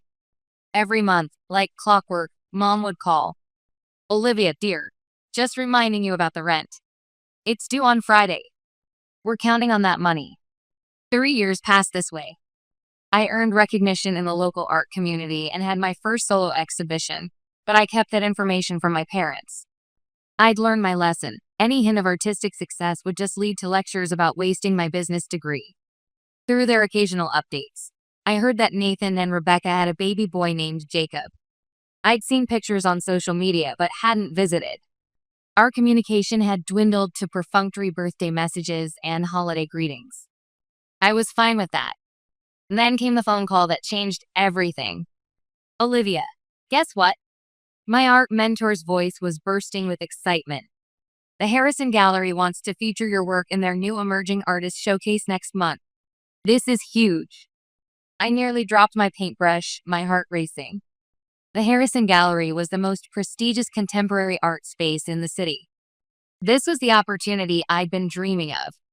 That same evening, my phone rang again, this time with my mom's number. Mom's voice was tight with tension. "Olivia, we need to talk about Nathan. There's been some trouble at the hospital. He made a serious error in judgment with an investment scheme. He's lost nearly everything, and Rebecca is threatening to leave him." I closed my eyes, already knowing where this was heading. "He needs some time to sort things out," she continued. "He'll be staying in the city for a while." "Oh," I said carefully. "I assume he'll be staying with you and Dad?" "Actually." Mom paused. "That apartment you're in would be perfect. It's close to the hospital where he can pick up extra shifts." The phone nearly slipped from my hand. "What?" "Mom, this is my home. It's also my studio. I've been living and working here for years." "Don't be dramatic, Olivia. Nathan's career is in jeopardy. He needs a proper place to focus and recover professionally. You can paint anywhere." "That's absurd," I protested. "My exhibition at Harrison Gallery is in a month. I need my studio space. If Nathan needs somewhere to stay, maybe I can help him find his own place." "Don't you dare." Mom's voice turned sharp. "We need your support now more than ever. Nathan's going through a rough time. His medical career is at stake. Your little hobby can wait, can it?" I stared at the canvas before me, the centerpiece for my upcoming exhibition, and felt something inside me finally break free. "No, Mom. My art cannot wait. Not anymore." I hung up without another word. The confrontation was worse than I'd imagined. Nathan showed up at my apartment unannounced, suitcase in hand, with Mom trailing behind him. I'd been painting furiously all day, preparing for my exhibition, canvases and art supplies spread throughout the living area. "Olivia, we need to clear all this stuff," Mom directed, waving dismissively at my artwork. "Nathan needs a proper space to study for his medical recertification exam." I stood protectively in front of my nearly finished centerpiece. "No, this is my home and my studio. These pieces are for my exhibition at the Harrison Gallery in 3 weeks." "The Harrison Gallery?" Nathan scoffed. "Is that supposed to be impressive? This is my medical career we're talking about. Lives are at stake." Mom's expression hardened as she took in my paint-splattered workspace. "Don't be selfish, Olivia. Your brother's entire future is hanging in the balance. This painting hobby can wait." "This hobby is my career," I said, my voice steadier than I felt. "I pay full rent, and I won't dismantle my studio 3 weeks before the most important exhibition of my life." Mom stepped closer, lowering her voice. "We could always terminate the lease, you know. The apartment is still in our name." The threat hung in the air between us, but something had changed in me. Years of compromise and silent acceptance had finally reached their limit. "Then do it," I challenged, surprising even myself. "But my artwork stays exactly where it is until after the exhibition." The next few weeks were a tense standoff. Nathan claimed the spare room but complained constantly about the paint fumes and creative chaos of my living space. He spent his days hunched over medical textbooks, sighing whenever I needed to move around the apartment. Mom called daily with new complaints from Nathan about how my art supplies were everywhere, and how the lighting I needed for painting gave him headaches. I'd come home from teaching to find my still life compositions tidied away or reference photos removed to make room for Nathan's medical diagrams. When I found one of my wet canvases moved and damaged, I established firm boundaries. "This half of the apartment is my studio space," I declared, using painter's tape to create a literal line on the floor. "Your half has the spare bedroom, bathroom, and half the kitchen. My half has my workspace and is off limits." Nathan looked up from his textbook, his face twisting with indignation. "Are you serious with this tape? I'm trying to salvage my medical career here. I can't study with the smell of turpentine and the sound of you moving canvases around. And I can't create with my work being damaged," I replied firmly. "There's a library 2 blocks away if you need silence. Or use some of your savings to rent an office space." Nathan's face turned red. "What savings? You think doctors are rich? The malpractice insurance alone. You have no idea what real pressure is like, playing with paints while I'm dealing with life and death decisions. He stormed off to his room, slamming the door so hard my paintbrushes rattled. I turned back to my canvas, a strange calm washing over me as I realized I was finally standing my ground. 2 weeks before my gallery opening, I sat at my easel, surrounded by canvases in various stages of completion. Between the increased rent, art supplies, and framing costs, I was nearly out of money. I called my parents, having rehearsed what to say. Mom and Dad, we need to talk about Nathan. He isn't contributing to expenses, but he's disrupting my work. I can't afford both rent and exhibition costs. Could he pay something while? Mom cut me off sharply. Olivia, I can't believe how selfish you're being. Your brother's medical reputation is at stake. Dad joined in from the background. You should be grateful you can help your family. Your art show isn't paying bills anyway. But this exhibition could be my big break, I insisted. The Harrison Gallery is prestigious. I could sell enough to support myself, but I need to finish the work first. Enough! Mom snapped. Nathan is going through his critical career juncture. You need to understand what real professional pressure looks like. That night, I researched alternative studio spaces and contacted artist friends about sharing workspaces, just in case things got worse. Things got worse 1 week later. I was finishing my centerpiece, a large canvas that had taken months to complete, when my parents walked in unannounced, Nathan trailing behind with a smug expression. Olivia, we need to discuss your arrangement now, Mom announced, eyeing my paintings with obvious disapproval. What arrangement? I paid this month's rent on time. Yes, but we've been thinking about Nathan's needs. Your art activities are disrupting his study environment. I stared at her, stunned. My art activities?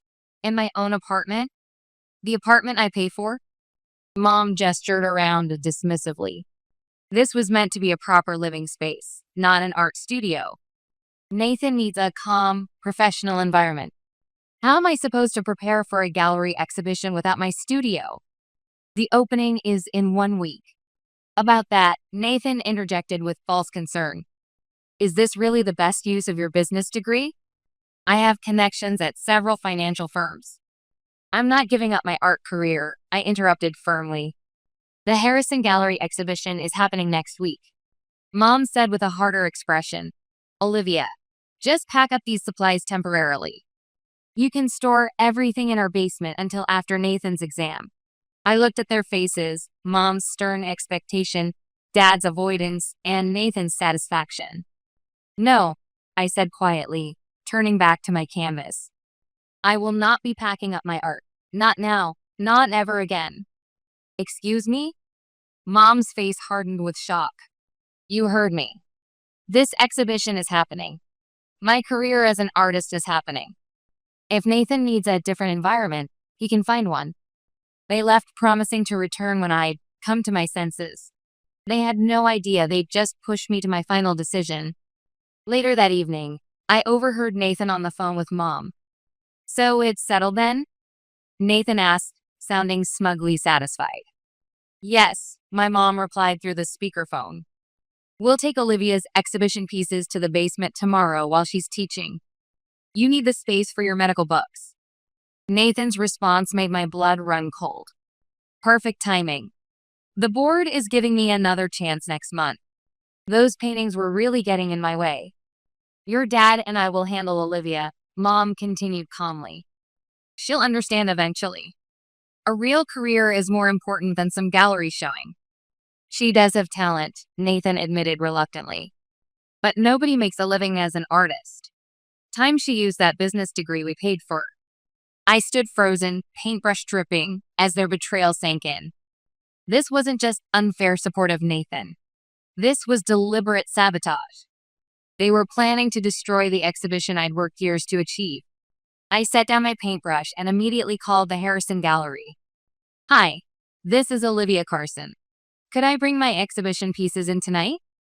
All of them. It's a security issue. The gallery manager agreed to meet me in an hour. I began wrapping my canvases in blankets and bubble wrap I'd saved for exhibition prep. Each painting represented months of work and years of practice. I quickly called a 24-hour moving service and packed a small suitcase with essentials. As I finished loading my wrapped canvases by the door, Nathan emerged from his room. "Going somewhere?" he asked, eyeing the paintings with relief. "Early gallery installation," I replied calmly. "They had a cancellation, so I can set up tonight." "All of them?" He gestured at the stack. "Every single one," I confirmed, meeting his gaze. He nodded, pleased by what he thought was temporary. "Good timing. I need to set up medical equipment tomorrow." The moving truck arrived, and we loaded my artwork. At the gallery, the manager helped unload everything into their storeroom. "They'll be safe here," she assured me, noticing my suitcase. "And you? Will you be okay?" "I will be," I answered with newfound determination. I found a small studio apartment that same night, using my art supply money for the security deposit. It was tiny, but had a large window with perfect northern light and walls where I could hang my own work. After dropping off my suitcase, I returned to the gallery where I spent the night installing my exhibition. When I finished as dawn broke, I stood in the center and felt something I hadn't experienced in years: complete artistic freedom. For the next week, I threw myself into final preparations for the opening. I slept on a borrowed air mattress and spent every spare moment at the gallery perfecting my exhibition, all without a single family member knowing where I was staying. Then, 2 days before the opening, my phone rang with my mom's number. "Olivia," she snapped without preamble. "What have you done? All your things are gone from the apartment, and your paintings have disappeared." I couldn't help but laugh as I put finishing touches on the exhibition catalog. "Actually, Mom, I know about your plan to hide my artwork in the basement." "Were you planning to tell me?" "That's none of your business. Nathan needs—" "No, Mom," I interrupted, my voice steady. "I've moved out and my exhibition opens in 2 days at the Harrison Gallery. You're welcome to attend, though I don't expect you will." "You can't do this. Nathan needs that space for his medical studies." "Well, I'm sure Nathan will appreciate having the whole apartment to himself now." After a silence, Mom's voice turned sugary sweet. "Let's not be hasty. We never meant to suggest your little art show wasn't important. What if we come to the opening?" "No, Mom. This exhibition isn't for you. It's for me and everyone who believes in my work." "But Olivia, we're family. You can't just—" "Family? Is that what you call it when you plot behind my back to destroy my artistic career?"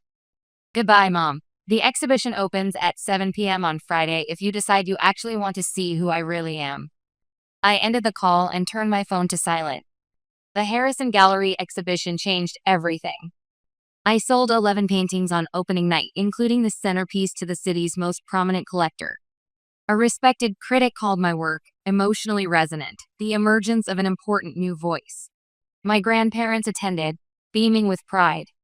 My parents and Nathan did not show up, though I spotted my dad briefly peering through the window before walking away. That was 6 months ago. My grandparents keep me updated on the family situation. Nathan failed his recertification and now calls himself a medical consultant.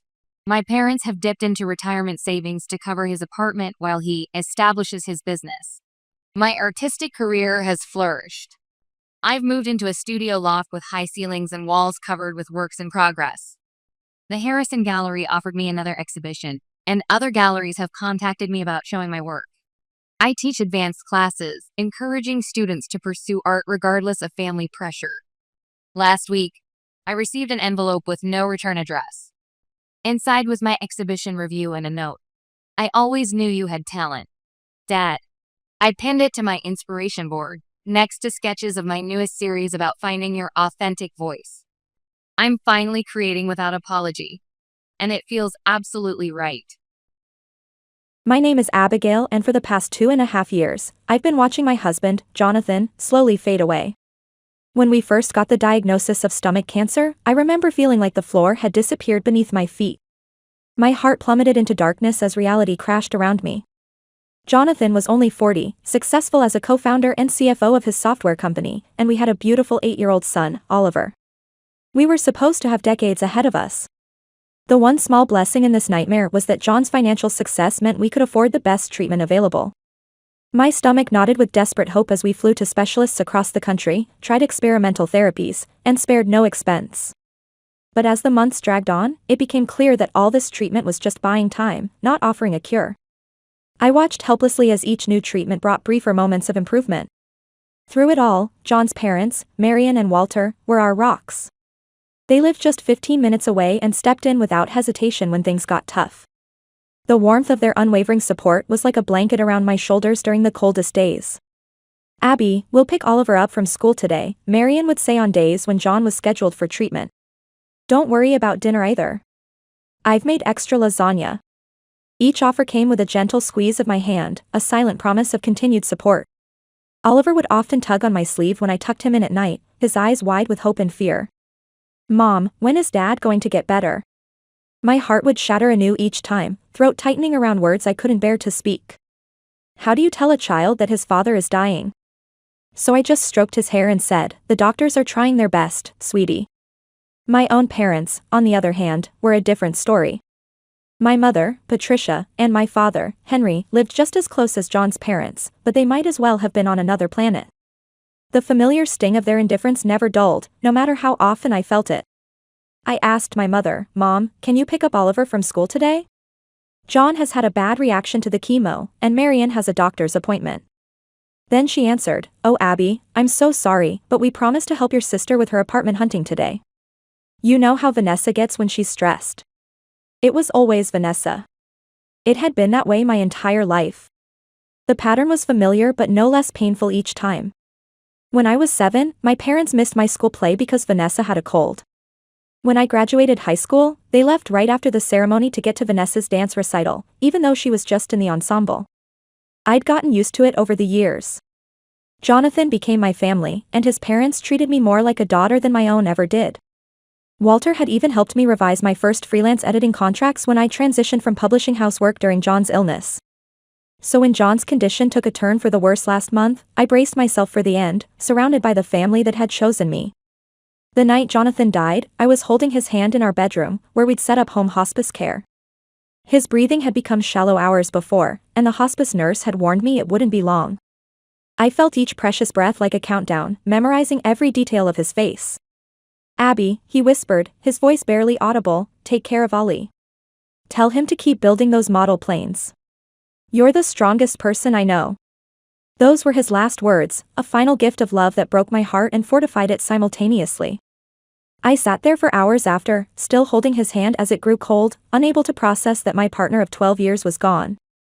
The hospice nurse gently confirmed what I already knew before stepping out to give me privacy. Marion and Walter arrived within 20 minutes of my call, their faces etched with the same grief that was consuming me. "We're here, sweetheart," Marion said, wrapping her arms around me, her voice breaking with shared pain. "We'll always be here," Marion said. That night, I sent a text to my mother, "Jonathan passed away tonight." Her response came an hour later, "Oh, that's terrible. We'll call you tomorrow." No immediate call, no offer to come over, no question about how Oliver and I were doing. Just hollow words. But I was too numb to care. There was a funeral to plan, a son to console, and a life to somehow piece back together. The days after Jonathan's death passed in a blur of funeral arrangements, paperwork, and trying to explain to Oliver that his father wasn't coming home. My hands trembled each time I signed another document, grief washing over me in relentless waves. Marion and Walter were there every step of the way, handling calls to the funeral home when I couldn't form words and sitting with Oliver when he had questions I couldn't answer. Their steady presence anchored me when I felt I might drift away completely. The day before the funeral, I was drowning in details. The funeral home needed final decisions on the program, friends from John's tech company were asking about the live stream setup, distant relatives were calling for directions, and I still needed to pick up Oliver's suit. I hadn't slept more than 2 hours at a stretch since Jonathan died, my body aching with exhaustion. "I need to ask my parents to watch Oliver," I told Marion as we sat at my kitchen table surrounded by sympathy cards and her homemade soup that I couldn't taste. "You and Walter are already doing so much," I said to Marion. I drove Oliver to my parents' house, rehearsing what I would say, my stomach nodding with each mile. When we arrived, my mother opened the door wearing a light jacket, purse already in hand, her face falling when she saw us. "Abby, this isn't a good time," she said, not even inviting us in. "We're just heading out for our spa appointments." "Mom, please. It's just for a few hours. I have to finalize everything for the funeral. My voice cracked as I fought back tears of frustration. We've had these spa reservations for weeks, my father cut in, appearing behind my mother. We can't cancel now. They have a strict cancellation policy, he added. Before I could argue further, they both stepped outside, locking the door behind them. We really have to go, my mother said firmly, avoiding Oliver's confused gaze.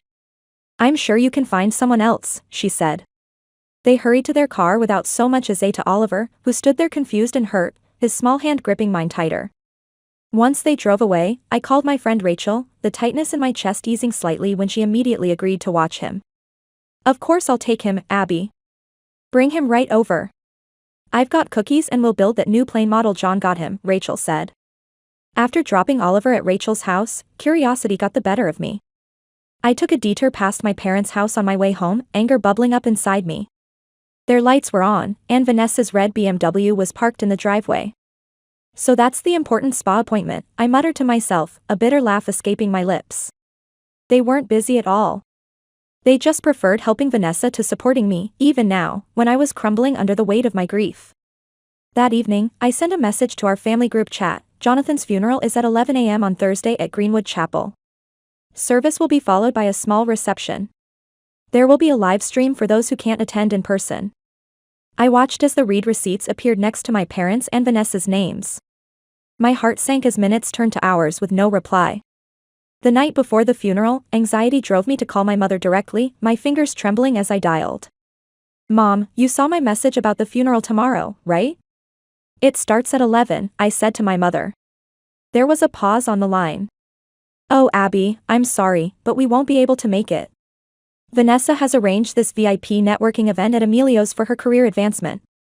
It's at noon, and we've already committed. She needs us there to introduce us to some important industry contacts. I nearly dropped the phone, my knees weakening beneath me. Mom, this is Jonathan's funeral we're talking about. Jonathan, who paid for the repairs on your house 3 years ago when the roof collapsed. Jonathan, who has been part of our family for over a decade, I said. That was a long time ago, Abby, my mother replied coldly. We need to focus on the living, not the dead. Vanessa needs our support right now for her career growth, she added. Before I could respond, she hung up. I immediately dialed Vanessa's number, my hand shaking with anger and disbelief, my breath coming in short gasps. Hello, she answered, sounding annoyed that I'd interrupted her evening. Vanessa, Mom says you're having some networking event tomorrow at the same time as Jonathan's funeral. Can't you reschedule, or at least push it back so they can attend the service first, I asked. No way, she scoffed. I can't change the reservation now. Everyone's already confirmed, and this networking opportunity is a big deal for my personal brand. It's not like I can reschedule a funeral party or whatever. A funeral party? I repeated, my voice rising as heat flushed my face. My husband is dead, Vanessa. The man who paid for your entire college education at that brand name university you're always bragging about, I said.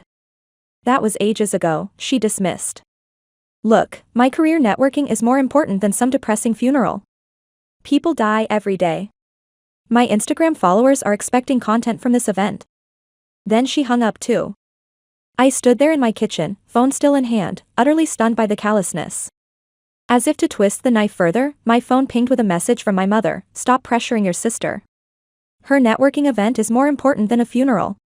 She's worked hard for this opportunity and needs to maintain her social media presence. I stood there in my kitchen, phone still in hand, utterly stunned by the callousness. The day of Jonathan's funeral dawned bright and clear, a mockery of the darkness I felt inside. My chest ached with each breath as I prepared to say my final. The service was beautiful in its simplicity. John had never been one for elaborate displays, and the modest chapel was filled with people who had genuinely cared for him, including colleagues, business partners, friends, neighbors, and family. His family, anyway. The online livestream quietly captured the service for John's team members across the country who couldn't attend in person. During the eulogy, my voice trembled as I spoke about Jonathan's generosity, his foresight, his kindness, and his unwavering devotion to our son. The words caught in my throat several times, but I pushed through, determined to honor him properly. Oliver sat between Marion and Walter, who held his hands as tears streamed down his face. His small shoulders shook with silent sobs that tore at my heart. After the service, several people approached me, offering condolences and asking about my parents' absence. I was surprised not to see your folks, John's MIT roommate said, his brow furrowed with concern. Are they ill? He asked. They had a prior commitment, I replied stiffly, my jaw clenching with the effort not to reveal more. Marian noticed my discomfort and smoothly steered the conversation elsewhere, her hand firm on my back. That night, after everyone had gone home, I sat alone in the living room surrounded by sympathy cards and flower arrangements. The house felt impossibly empty without Jonathan, the silence so loud it hurt. My phone buzzed with a text from Vanessa, hope the funeral went okay. Check out my Insta. Mom posted pics from my networking event. No condolences, no acknowledgement of what I'd just been through. Just a celebration of her accomplishment. I stared at the screen, feeling nothing but a hollow emptiness where anger should be. I turned off my phone without responding and went upstairs to check on Oliver. He was sleeping soundly, clutching the model airplane John had helped him build on his last birthday. I crawled into bed beside him, finding comfort in the steady rhythm of his breathing against the overwhelming silence of our new reality. For the next 10 days, I moved through life in a fog. Grief wrapped around me like a heavy cloak, making even the simplest tasks require enormous effort. Marian and Walter came by daily, bringing homemade food, taking Oliver to the park, helping me sort through Jonathan's belongings and digital accounts. My parents didn't call once, not to check on their grandson, not to see how I was holding up. Nothing but silence from the people who should have cared the most. 10 days after the funeral, I received a call from Jonathan's lawyer, Mr. Harrison. Mrs. Montgomery, it's time to discuss Jonathan's will, he explained, his voice gentle but professional. He was exceptionally thorough in his preparations, as you might expect from someone with his background. Would tomorrow afternoon work for the reading? He asked. I agreed, my throat tightening at this final piece of John's planning, then called Marian and Walter to invite them. They'd been named in the will, of course, and Jonathan would have wanted them there. The next day, I received a text that made my stomach drop. We'll be there for the will reading at 2. Mom. I stared at my phone in disbelief, anger flaring hot in my chest. How did they even know about it? Mr. Harrison arrived at our house at precisely 2 p.m., carrying a leather briefcase and wearing a somber expression that softened when he saw Oliver. Your father spoke of you often, he told my son, shaking his small hand formally but with genuine warmth. He was very proud of you and your model airplanes. He showed me pictures of them in his office. Oliver's face brightened momentarily at the mention of his beloved hobby. We all settled in the living room, me, Oliver, Marian and Walter, ready for what I expected to be a straightforward reading. Jonathan and I had discussed his wishes extensively during his illness, so there would be no surprises for me. But just as Mr. Harrison was about to begin, the doorbell rang, sending a wave of dread through me. Are you expecting anyone else? Marian asked, looking concerned. Unfortunately, yes, I replied, my jaw tight as I went to answer the door. I nearly slammed it shut when I saw my parents and Vanessa standing on the porch, all wearing expressions of exaggerated sympathy that didn't reach their eyes. What are you doing here? I asked bluntly, blocking the doorway with my body. We received your text about the reading, my mother said, trying to look past me into the house. Jonathan wasn't a stranger to us, you know. As immediate family members, we have a legal right to be here, my father said. A legal right? I repeated incredulously, my fingers gripping the door frame. You couldn't be bothered to come to his funeral, but you have a legal right to be at his will reading? My father cleared his throat, straightening his designer tie. Now, Abigail, there's no need to bring up old grievances. We're here to support you and ensure the family's interests are properly represented. Support me? Family interests?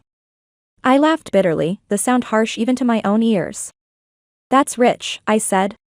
But before I could shut the door, my mother gently but firmly pushed past me, with my father and Vanessa following close behind. We're family, she said with practiced conviction, as if that explained everything. I stood there, stunned by their audacity as they made their way to the living room. Marian and Walter's faces darkened when they saw who had arrived, exchanging glances that spoke volumes. What are they doing here? Walter whispered when I returned, his normally kind voice tight with restraint. I have no idea how they knew, I replied, my hand shaking with anger. But I'm not going to make a scene in front of Oliver, I said. Mr. Harrison, ever the professional, merely raised an eyebrow before continuing. Shall we proceed with the reading of the will, he said. My parents and Vanessa sat on the couch opposite Marian and Walter, with Oliver beside me in an armchair. The tension in the room was suffocating, like a physical presence pressing against my chest. Before I begin the formal reading, Mr. Montgomery prepared a brief video message for this occasion, Mr. Harrison said, setting up his tablet on the coffee table. Jonathan's face appeared on the screen, thinner than his healthy days but with clear eyes and a determined expression. My heart clenched at the sight of him, and I heard Oliver's sharp intake of breath beside me. After the video message, which brought tears to everyone's eyes except my parents and sister, Mr. Harrison began the formal reading. I, Jonathan William Montgomery, being of sound mind, declare this to be my last will and testament, Mr. Harrison began, reading from the formal document. Jonathan had left everything meticulously organized, as was his nature.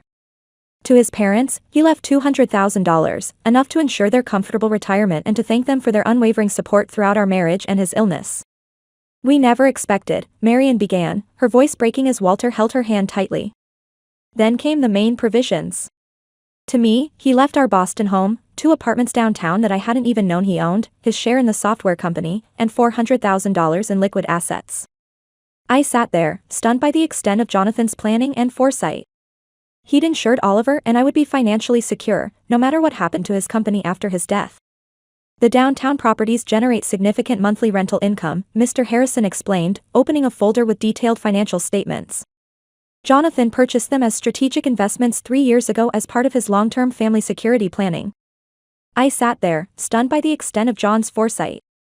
My throat tightened with emotion as I realized how thoroughly he'd insured Oliver and I would be financially secure, no matter what happened. Even while fighting cancer, he'd been thinking of our future.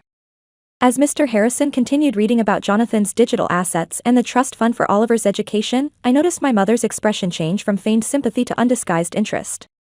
Vanessa sat up straighter, suddenly paying attention, her eyes calculating as the lawyer detailed the extent of John's estate. The shift in their demeanor made my skin crawl. When the lawyer finished, my mother clapped her hands together, her voice dripping with false enthusiasm. Well, this is wonderful news, isn't it, Abby? You're quite well positioned now for the future, she said. The room fell silent. Marian and Walter stared at her in shock, their faces mirroring the disbelief I felt.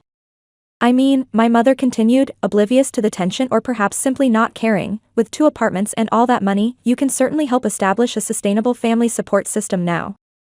Vanessa has been struggling with the down payment on her condo, haven't you, dear? Vanessa nodded eagerly, her eyes gleaming with entitlement. It's just impossible in this market, and you have 2 investment properties just sitting there generating passive income. I couldn't believe what I was hearing. My husband wasn't even cold in his grave, and they were already eyeing his assets he'd carefully built to protect his son's future. My chest burned with indignation. You should transfer one of those apartments to Vanessa's name, my father chimed in, as if he were suggesting the most reasonable financial planning in the world. What do you need 2 investment properties for, anyway? And we could use some help with our retirement planning too, he said. I stood up slowly, my hands clenched into fists at my sides, rage and grief colliding inside me like storm fronts. Are you serious right now? You skipped Jonathan's funeral for a networking event, ignore me and Oliver for 10 days, then show up uninvited to his will reading to demand his property? Now, Abigail, my father started, his tone condescending, his hands raised in a placating gesture that only infuriated me more. There's no need to be selfish. You're alone now, but you have all this wealth. The family needs to support each other through a sustainable economic model, he said. Selfish? I repeated, my voice rising as heat flushed my face. I'm not alone. I have Oliver, and everything Jonathan left is for his son's future. Every penny will go to making sure Oliver has the best education, the best opportunities, the best life his father can no longer be here to provide. I watched as my parents and sister exchanged glances, their eyes flickering to Oliver's bedroom upstairs with something that looked disturbingly like resentment. The calculation in their gaze made my blood run cold. You're being ridiculous, my mother snapped, tapping her manicured nails against her designer purse. Vanessa needs help now for her career advancement, not some child who won't even go to college for years. He's too young to understand the value of these assets anyway, she said. Some child is your grandson, Walter interjected, his voice tight with anger, the retired architect's normally calm demeanor completely gone. And his father just died after a 2.5-year battle with cancer, he added. My mother's face flushed with anger. Don't you dare tell me how to treat my own grandson, she snapped at Walter, her voice rising. We've been in this family longer than you have. We understand what's best for everyone's long-term interests. And yet you've shown remarkably little interest in being part of it, Marian replied coldly, her years as a teacher evident in her tone that brooked no argument. That's enough, I said firmly, my patience finally snapping. Oliver, can you go upstairs to your room for a little while?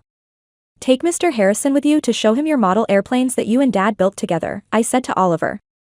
The lawyer, clearly relieved to escape the family drama, quickly stood and took Oliver's hand. I'd love to see your collection, young man. Your father mentioned you have quite the eye for detail, he said to Oliver. Once they were out of earshot, I turned to my parents and sister, no longer holding back, fury burning away my usual restraint. How dare you come into my house days after my husband's funeral that you couldn't be bothered to attend and demand his money?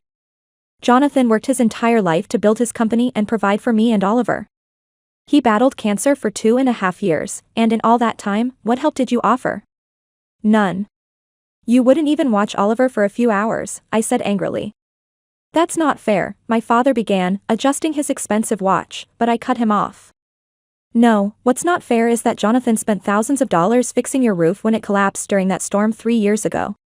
What's not fair is that he paid for Vanessa's entire college education at that prestigious university she's always bragging about on social media when you claimed you couldn't afford it.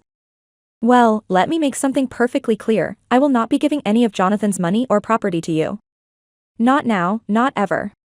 Every penny will go to supporting Oliver and securing his future. That's what Jonathan wanted, and that's what will happen. My mother's face contorted with rage, her carefully maintained facade crumbling. You ungrateful brat. After everything we've done for you, she shouted. What exactly have you done for me, Mom? Name one thing. One single act of selfless parenting, I said back. She opened and closed her mouth, unable to come up with an answer, her perfectly manicured nails digging into her designer purse. That's what I thought, I said quietly, my voice steadier than I felt inside. I think it's time for you all to leave. The door slammed behind them, and I collapsed onto the couch, exhausted. You did the right thing, Walter said gently but firmly from Jonathan's chair. Did I? They're still my parents, and Vanessa's still my sister, I whispered, guilt creeping in despite everything. Biology doesn't make family, Marian said, taking my hand. Love makes family. Showing up makes family. Being there when it matters makes family. I nodded, knowing she was right but still feeling the familiar ache of rejection. Later that night, after they'd gone and Oliver was asleep, I found my mother had tagged me in a Facebook post. Heartbroken that my eldest daughter has become so greedy after her husband's death, refusing to help her struggling sister despite having 2 apartments and plenty of money. Comments poured in from people who only knew her twisted version of events. Anger surged through me, hot and clarifying. This was a new low, using social pressure to shame me into giving them Jonathan's money. I began typing, determined to share the unedited truth with evidence attached.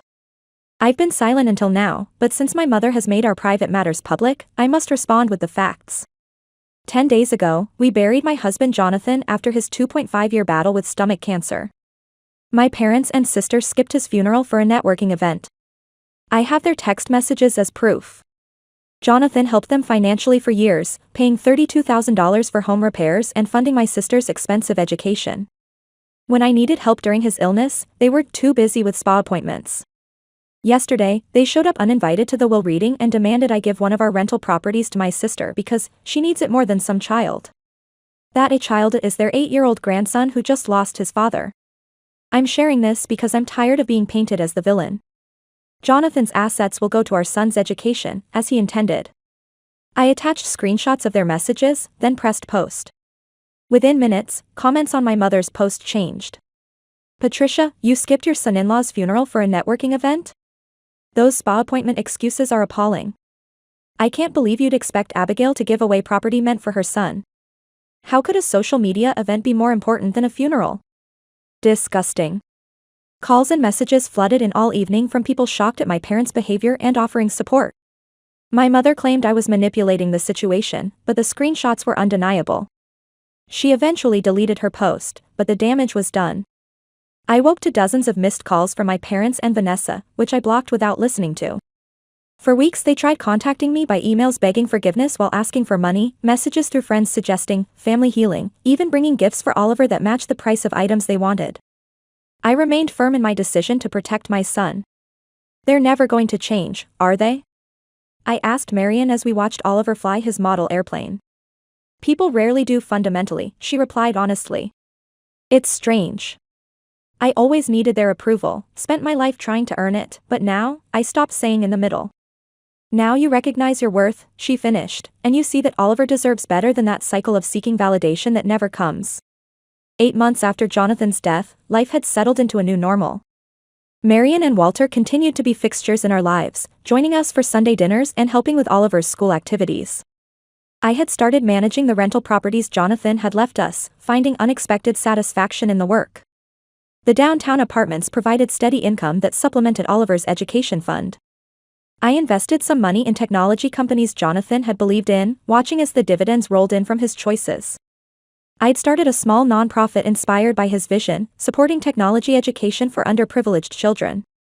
As for my parents and Vanessa, I occasionally heard they were struggling financially. Vanessa had lost her marketing job, and my parents faced retirement costs and home repairs. My responsibility is to my son and honoring Jonathan's wishes. Some called me cold or unforgiving. Maybe I was. But seeing Oliver grow happier each day, building model airplanes and talking about becoming an engineer like his dad, I knew I'd made the right choice. One evening, as I tucked him into bed, he asked, "Mom, do you ever miss Grandma Patricia and Grandpa Henry?" I paused before answering honestly. I miss the relationship I wish we'd had, but not the one we actually had. He nodded, understanding more than a child should. I'm glad we have Grandma Marion and Grandpa Walter. They come to my school events, and Grandpa helps with my planes, he said with smile. Me too. Me too, I whispered, grateful for our chosen family. Some people would never understand cutting ties with birth family. They hadn't experienced the constant disappointment and pattern of favoritism I had. I'd broken the cycle of seeking approval that never came. Oliver would grow up knowing his worth, surrounded by people showing love through actions, not words, people who showed up when needed without conditions. That was Jonathan's greatest legacy, the example of what real family means. You know that feeling when everything finally falls into place? That's exactly how I felt standing in my newly renovated loft. After 6 long years of hard work, I could finally say I own my dream space. My name is Eliza, I'm 32, and this is my story. I remember the day my design firm won that big project like it was yesterday. My partner rushed into my office, and I thought something had gone wrong. Instead, she handed me a contract with a figure that made my heart race. From that day forward, I lived with focus. No designer clothes, no fancy meals out, nothing. Every dollar went into my savings. But I'll be honest, it wasn't just my savings that made this possible. A year ago, my grandmother, Eleanor, passed away. She was my mother's mother, and she left me $150,000 in her will. That money, with everything I'd saved, meant I could finally stop dreaming and start looking. When I found this historic loft with brick walls and high ceilings, I knew it was the one. Not too large, not too small, just perfect. The best part? No mortgage. The agent did a double take when I said I'd pay in full. The look on her face when I signed those papers? Priceless. I couldn't help myself. As soon as I got the keys, I took countless photos and posted them online. My friends and colleagues went crazy with likes and comments. Congratulations, Eliza.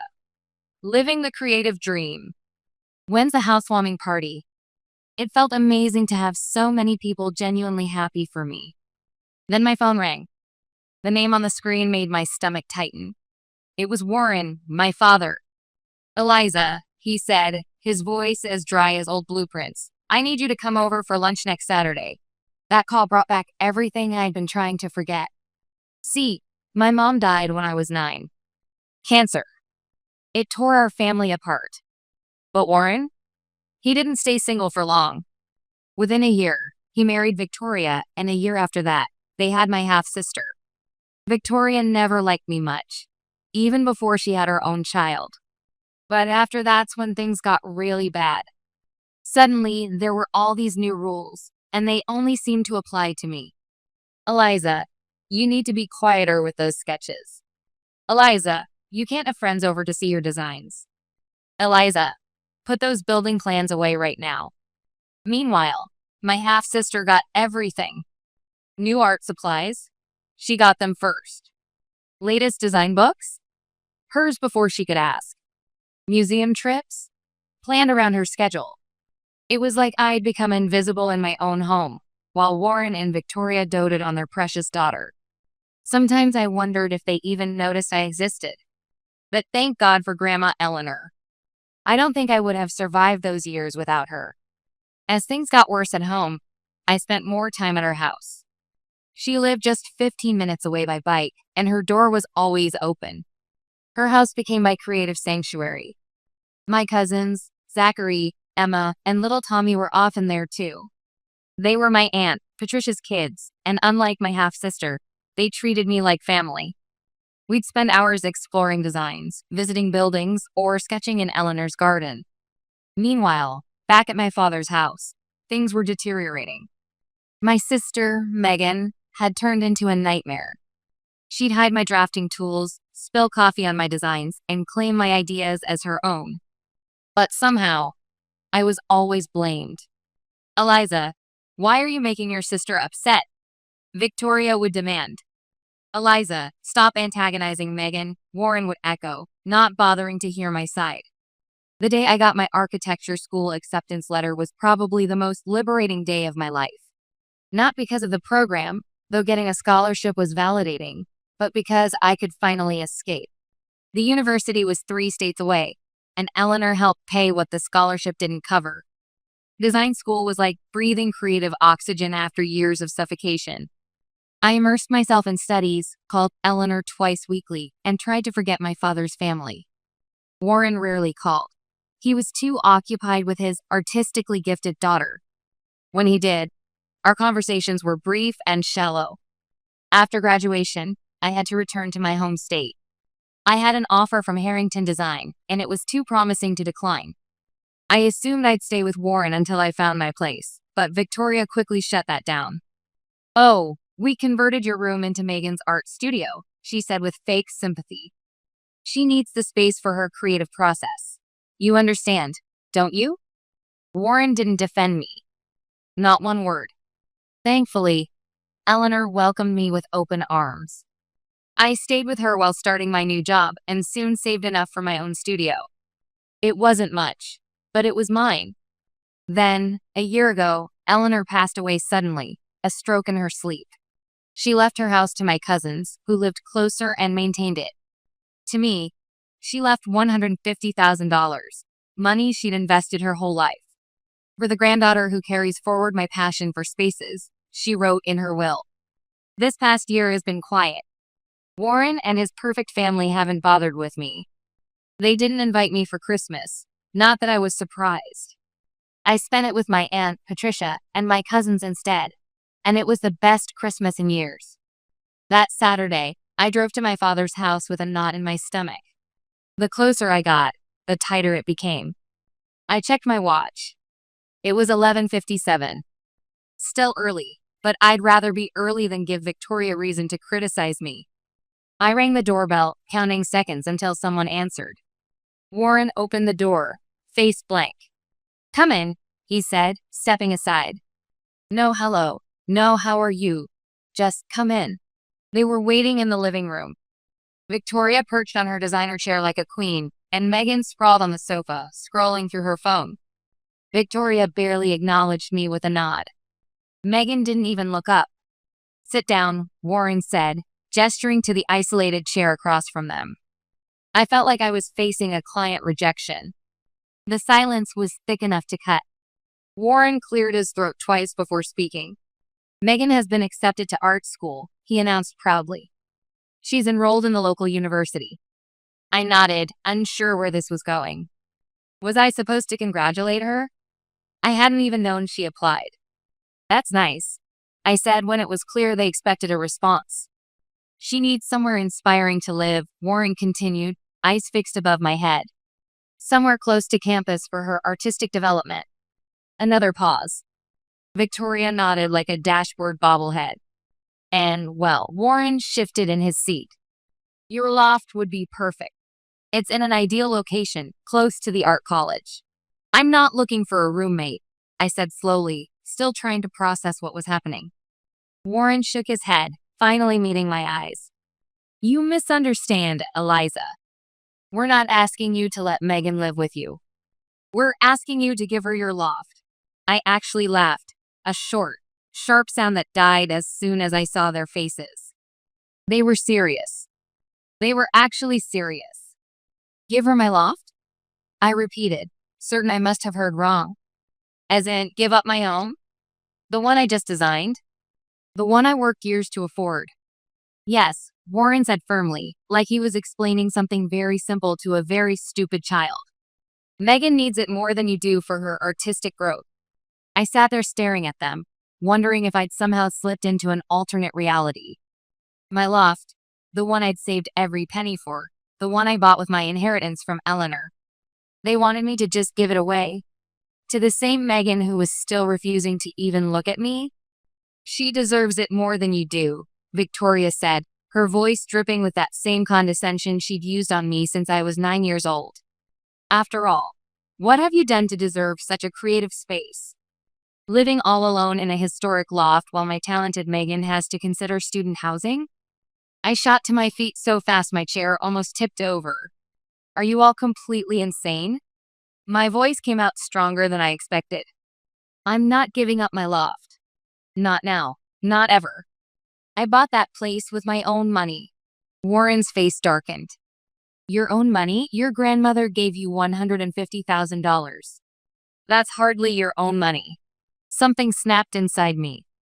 All those years of staying quiet, of taking their dismissal, of trying to be the bigger person, gone in an instant. My grandmother? I laughed, but there wasn't any humor in it. You mean my mother's mother? The woman who actually nurtured my design talent when you were too busy playing happy family with your new wife and daughter? That grandmother? The one who has absolutely no relation to Megan whatsoever? Megan chose that moment to finally look up from her phone, her face scrunching up in that familiar way that always preceded her rehearsed tears. You're such a terrible sister, she wailed, right on cue. You've always been so mean to me. You've never supported my art. Eliza, Warren said, his voice hard.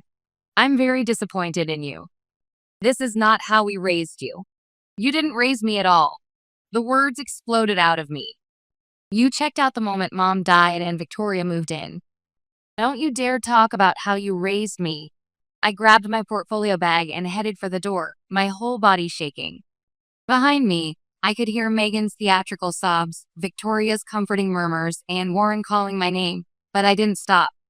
I couldn't get out of there fast enough. I thought that would be the end of it. I really did. But the next morning, my phone rang. Warren again. Eliza, listen to me. He started before I could even say hello. You're the older sister. You need to help Megan. This is what family does. I almost laughed. Family. Now you want to talk about family? Where was this family spirit when Victoria kicked me out of my room? When Megan was making my life hell? When you didn't even invite me to Christmas? That's different, he insisted. You're being unreasonable. You're crazy. I cut him off.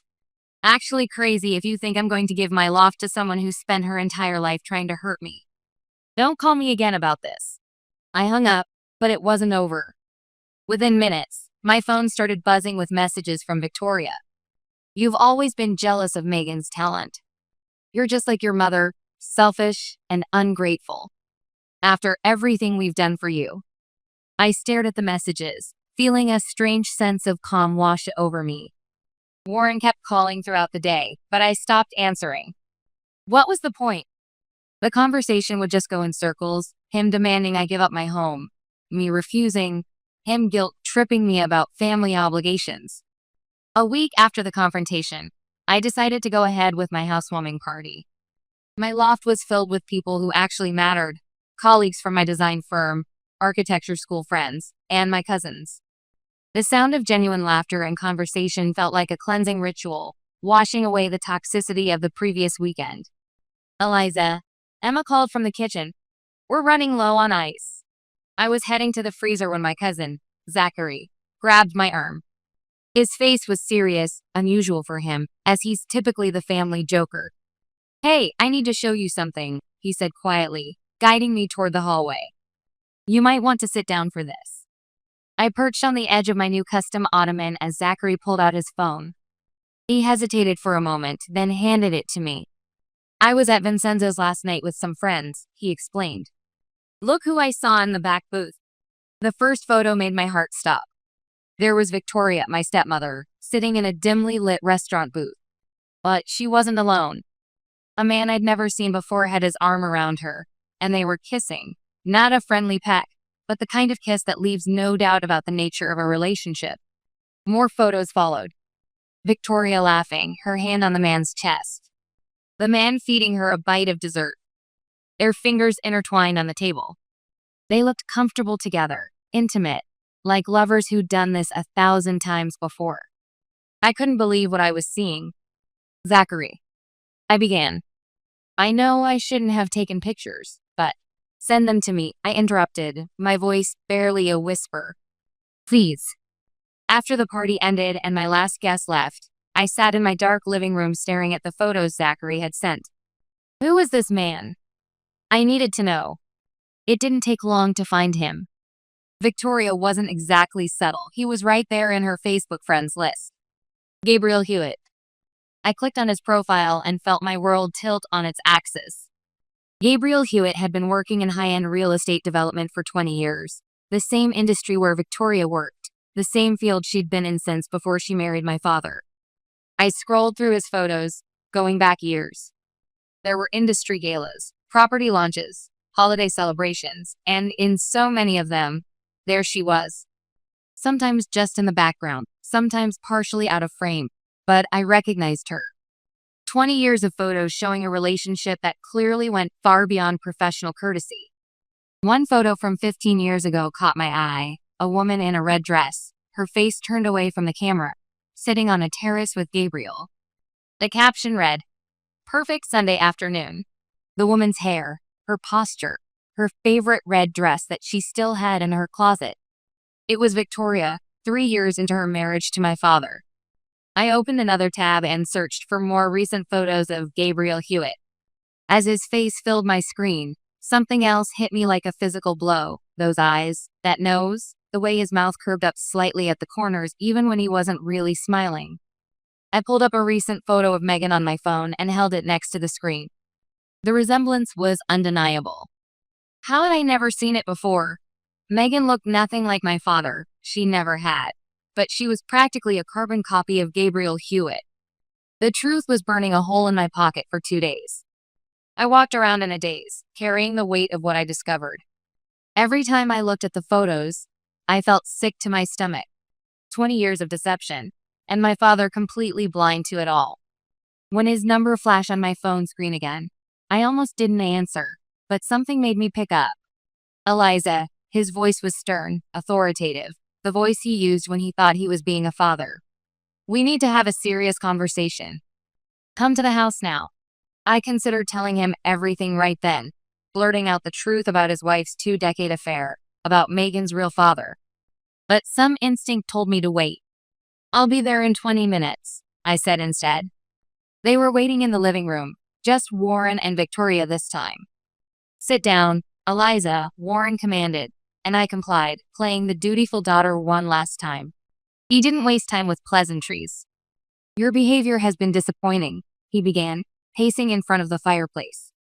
"This selfishness, this refusal to help your sister. It stops now." I watched Victoria nodding along, and my stomach turned. The audacity of this woman, demanding I give up my loft to her illegitimate daughter. "I've made a decision," Warren continued, his voice hard. "Either you sign over your loft to Megan, or I'm writing you out of my will completely. No inheritance, no family money, nothing." Victoria's face lit up with triumph. They really thought they had me cornered. I forced my expression into one of shock and distress. "I need to think about this," I whispered, watching Victoria's smile grow wider. "Good girl," Warren said, his voice softening slightly. "You take some time to think about what really matters." Could I use the bathroom first?" I asked, making my voice small and shaky. Warren waved his hand dismissively, and I hurried upstairs. But instead of going to the bathroom, I slipped into Megan's room, my old room. Everything was artfully arranged and perfect, just like Megan's entire life had been. Her hairbrush sat on the vanity, full of long dark strands that matched Gabriel Hewitt's exactly. My hand shaking slightly, I pulled a small plastic bag from my pocket and carefully collected several strands. Next, I crept into Warren's bedroom. His comb was right where it always was, on his dresser next to his wedding photo. The irony wasn't lost on me as I collected his hair into a second bag. That night, I researched DNA testing facilities, the kind that did paternity tests, the kind that would hold up in court if needed. It wasn't cheap, nearly $2,000 for rush processing, but it would be worth every penny. The next morning, I walked into the facility with my 2 carefully labeled bags. The technician explained the process, had me fill out forms, and assured me I'd have results in a few weeks. The DNA test results arrived in a plain white envelope. My hands trembled as I opened it, though I already knew what it would say. The clinical language was unmistakable. The alleged father is excluded as the biological father of the tested child. The probability of paternity is 0%. Then, as if on cue, my phone rang. Victoria's name flashed on the screen. "We're tired of waiting," she snapped, not bothering with hello. "Your father and I need your decision about the loft within the next few days. Otherwise, you can kiss your inheritance goodbye." I kept my voice steady, calm. "Actually, I've been thinking about everything. I'll come over for dinner this Saturday. We can discuss it then." Saturday evening, I drove to their house again, the DNA test results tucked safely in my portfolio. This time, the knot in my stomach wasn't from anxiety. It was anticipation. They were all waiting in the living room, looking like developers who'd cornered a prime property. Victoria was practically glowing with triumph. Megan sprawled on the couch examining her sketches with a smirk. Warren stood by the fireplace trying to look stern but barely containing his satisfaction. Finally, Megan drawled. "Took you long enough to make the right decision." Warren stepped forward, placing a hand on my shoulder. "I'm glad you've changed your mind, Eliza. This is what family is all about, helping each other." I shrugged off his hand. "I haven't changed my mind. I'm not giving up my loft. Not now, not ever." "You selfish brat." Warren's face turned red. "That's it. You're out of the will. Everything goes to Megan, my real daughter, the one who actually understands family loyalty." I couldn't help it. I laughed. The sound echoed through the room, making them all stare at me like I'd lost my mind. "Your real daughter?" I reached into my portfolio. "That's interesting, Warren, because I have something you need to see." I pulled out the envelope and held it out to him. He snatched it, glaring at me as he yanked the papers out. "Read it," I said softly. "Read it out loud." He began reading, his voice confident at first. "DNA relationship testing report." Then his face started to change. The color drained from his cheeks as he reached the crucial line. The paper shook in his hands. Victoria made a sound like she'd been punched in the gut. This is a lie." She screamed, her face contorted with panic. "She forged these documents. She's trying to turn you against me, against us." "I have more proof," I said quietly, pulling out my phone while Victoria continued to scream about forgery. My fingers shook slightly as I pulled up the photos Zachary had taken. "Look." The room fell silent as I held up the screen. There was Victoria, locked in an intimate embrace with Gabriel Hewitt. The timestamp showed it was from just last week. Victoria crumpled onto the couch, her mask of superiority finally cracking.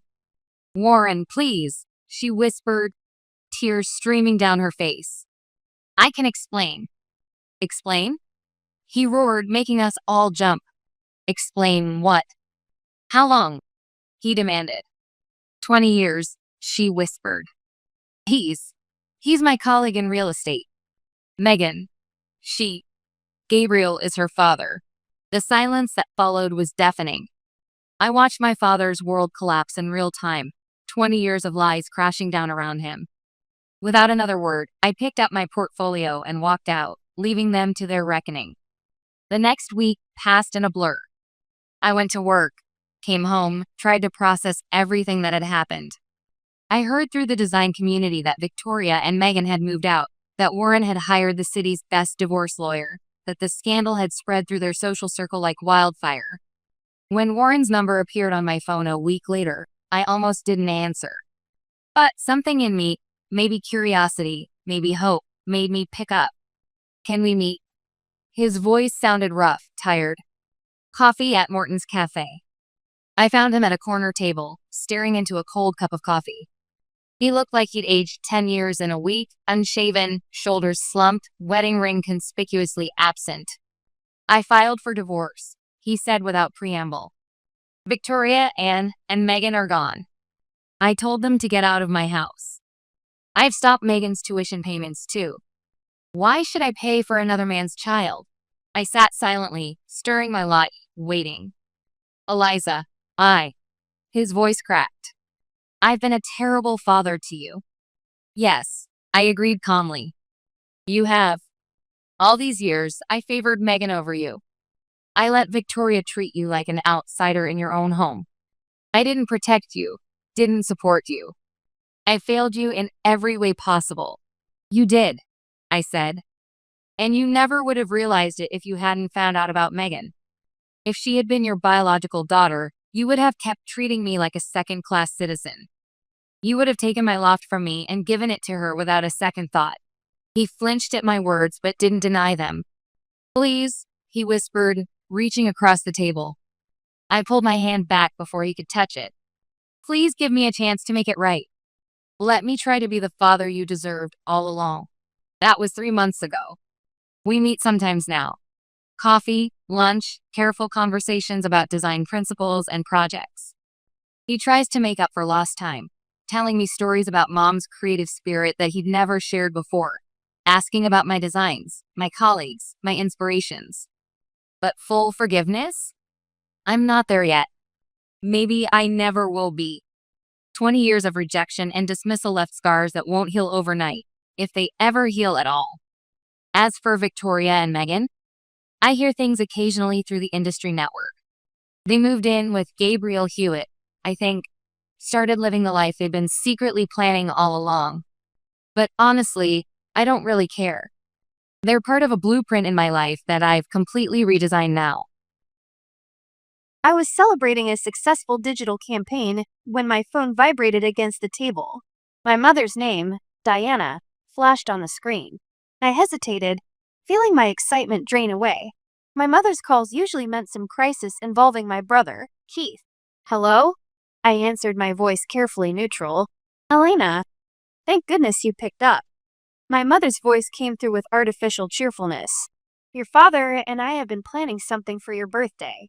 It's in 2 weeks, right? We've decided to host it at our house, with family and some friends who've been dying to meet you. We have important news to share. Won't that be wonderful?" I felt my eyebrows rise in surprise. "My birthday? They actually remembered? Oh, that's unexpected," I replied cautiously. "I was actually planning a weekend trip to the coast with Zoe and some friends from work." "Absolutely not," she interrupted sharply. "I have already invited everyone. Your aunts, uncles, cousins, my book club ladies, they're all coming. You should be grateful we've handled everything." I felt the familiar tightness in my chest. There was no use arguing when she used that voice. "Fine, Mom. Thanks for organizing everything," I conceded. After hanging up, I stared at my phone with unease. In 30 years, my parents had never shown this interest in my birthday. Growing up, my celebrations were modest. A grocery store cake, maybe a used book if I was fortunate. Keith, however, received elaborate theme parties, expensive electronics, and once even a professional DJ. I still remember my high school graduation. I'd been promised help with college expenses. Instead, they gave me a $50 gift card and explained they needed to save money. 2 years later, they bought Keith a convertible for art school and put a deposit on a downtown apartment. When I left at 17 on a scholarship, I swore I'd never count on them again. I worked multiple jobs through college and gradually built my career at a digital marketing firm. Their favoritism had taught me independence. So why this sudden interest in celebrating my birthday? A tiny part of me hoped they'd finally recognize how unjustly they'd treated me. Perhaps they were attempting to make amends. It seemed doubtful, but turning 30 might have made them reflect. I refocused on my laptop, pushing away family thoughts. This project's success meant a substantial bonus. I'd landed 3 major clients this year. 3 months ago, I'd used my savings to buy my own house. No mortgage, completely mine. It was a modest 2-bedroom, but it was the first place that truly felt like home. My phone buzzed with a text from Keith. Heard Mom's planning your birthday. Big celebration coming. Even this simple message carried subtle condescension. At 27, Keith still had the entitlement of the favored child. 2 years ago, he announced that he was opening a tattoo studio. Our parents were ecstatic, despite his lack of business experience. From his Instagram, you'd think he was tremendously successful. His feed overflowed with exotic vacations, designer clothes, and attractive companions. Each filtered image projected a thriving entrepreneur. I suspected the reality was different. For the next 2 weeks, I buried myself in work, trying to push thoughts of the birthday dinner from my mind. When Friday arrived, I left the office early to prepare. I selected a navy dress, professional yet festive, and drove to my parents' suburban home. Vehicles filled the driveway and lined the street. I spotted Aunt Olivia's sedan and several unfamiliar cars. As I approached the door, I inhaled deeply and pressed the doorbell. Mom opened it with an overly bright smile. "There's our birthday girl. Come in, everyone's waiting." The living room was crowded with relatives I hadn't seen in months, plus several women I didn't recognize, Mom's book club friends. Aunt Olivia embraced me warmly. "Elena, it's been too long. You look radiant." Uncle Robert patted my shoulder. "Heard you bought yourself a house recently. No mortgage." "That's impressive." "Thanks," I smiled, touched by their acknowledgement. "It took years of saving, but it's wonderful having a place that's truly mine." From across the room, I noticed Keith's expression. He was sprawling in an armchair, scrolling through his phone. When Uncle Robert mentioned my house, he glanced up with a scowl before returning to his screen. I noticed his designer watch glinting under the lights. The evening progressed pleasantly. We ate catered Italian food, though Mom insisted she'd prepared it, and conversation flowed. Relatives inquired about my career and congratulated me on my home. Several commented on how responsible I'd always been. "Remember when Elena was 13 and started that website design business?" Aunt Olivia reminisced. "Always the entrepreneur." I smiled, savoring their rare positive attention. Keith remained quiet, occasionally typing on his expensive smartphone. "Present time," Mom announced after dinner. Everyone gathered as I opened the birthday gifts. Most were simple but thoughtful. A scarf from Aunt Olivia, gift cards from my cousins. When I reached my parents' gift, it was a large box wrapped in silver paper. "This is from us and Keith," Mom said with unusual enthusiasm. Inside was what appeared to be a high-end coffee maker. "Thank you," I said appreciatively. "This will be perfect for my morning routine." As the evening wound down, guests began departing. With each goodbye, I felt increasingly optimistic. Perhaps my parents were genuinely trying to repair our relationship. This birthday wasn't extravagant, but it felt normal. That alone seemed like a gift. Once everyone had left except me, my parents, and Keith, I started collecting my things. "Thanks for hosting the party, Mom. This was unexpectedly nice." "Wait, Elena," Mom said, her expression suddenly serious. "We need to discuss something important." "Sit down, please." The shift in her tone made my stomach clench, but I took a seat. Dad joined Mom on their love seat, while Keith lounged nearby, still fixated on his phone. "What's happening?" I asked, my contentment rapidly dissolving. Mom and Dad exchanged a look before Mom spoke. "It's about Keith. He's experiencing financial challenges. 2 years ago, when he opened his studio, he secured loans for business development." Dad interjected. "The business hasn't performed as anticipated, and he's struggling with payments." I bit my tongue to avoid pointing out that Keith rarely seemed to be at his studio. His Instagram showed him at luxury resorts, nightclubs, and yachts with different companions weekly. Just last month, he posted photos from Bali, hardly the behavior of someone in financial distress. "How bad is it?" I asked cautiously. Mom and Dad exchanged another look. "His debts are around $220,000. Mom finally said. "$220,000? I gasped. That was more than I'd paid for my entire house. How is that even possible? Keith finally looked up from his phone. Business costs add up, he said defensively. Equipment, rent, advertising. And why are you telling me this? I asked, though a sinking feeling in my stomach suggested I already knew the answer. Dad cleared his throat. We think you should help him pay off his debts. You should use your house as collateral for a loan. That would cover his debts and give him a fresh start. The room went silent. I stared at my parents, waiting for them to crack a smile, to let me know they were kidding, but their expressions remained serious. You want me to risk my house, which I saved for years to buy, to bail out Keith? My voice was quiet but strained. He's your brother, Dad said firmly. Family helps family. I looked at Keith, who had the decency to look slightly uncomfortable, though he was still texting someone, the ghost of a smile playing on his lips.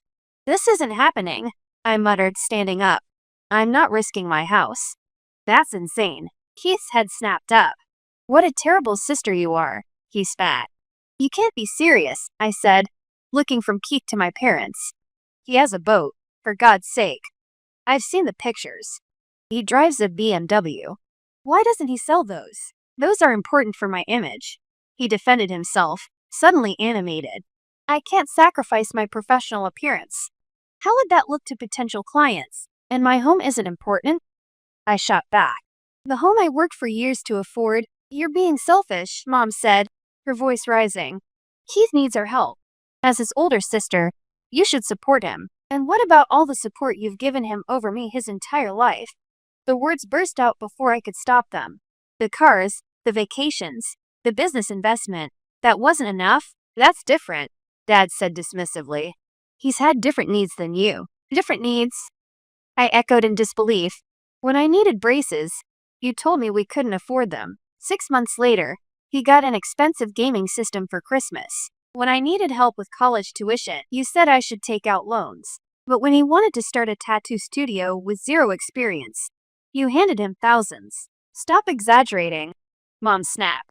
We've always treated you both fairly. I took a deep breath, trying to calm myself. I'm not risking my house, and that's final. Mom's face hardened. She stood up, walked to the coffee table, and grabbed the box containing the coffee maker they'd given me earlier. Then you don't deserve gifts from us, she said coldly, pulling the box away. I stared at her in shock. Even for her, this was cruel. I think you should leave, Dad said, standing beside Mom. If you can't support your brother in his time of need, you don't deserve to be part of this family. You don't deserve to be our daughter, Mom added in an icy voice.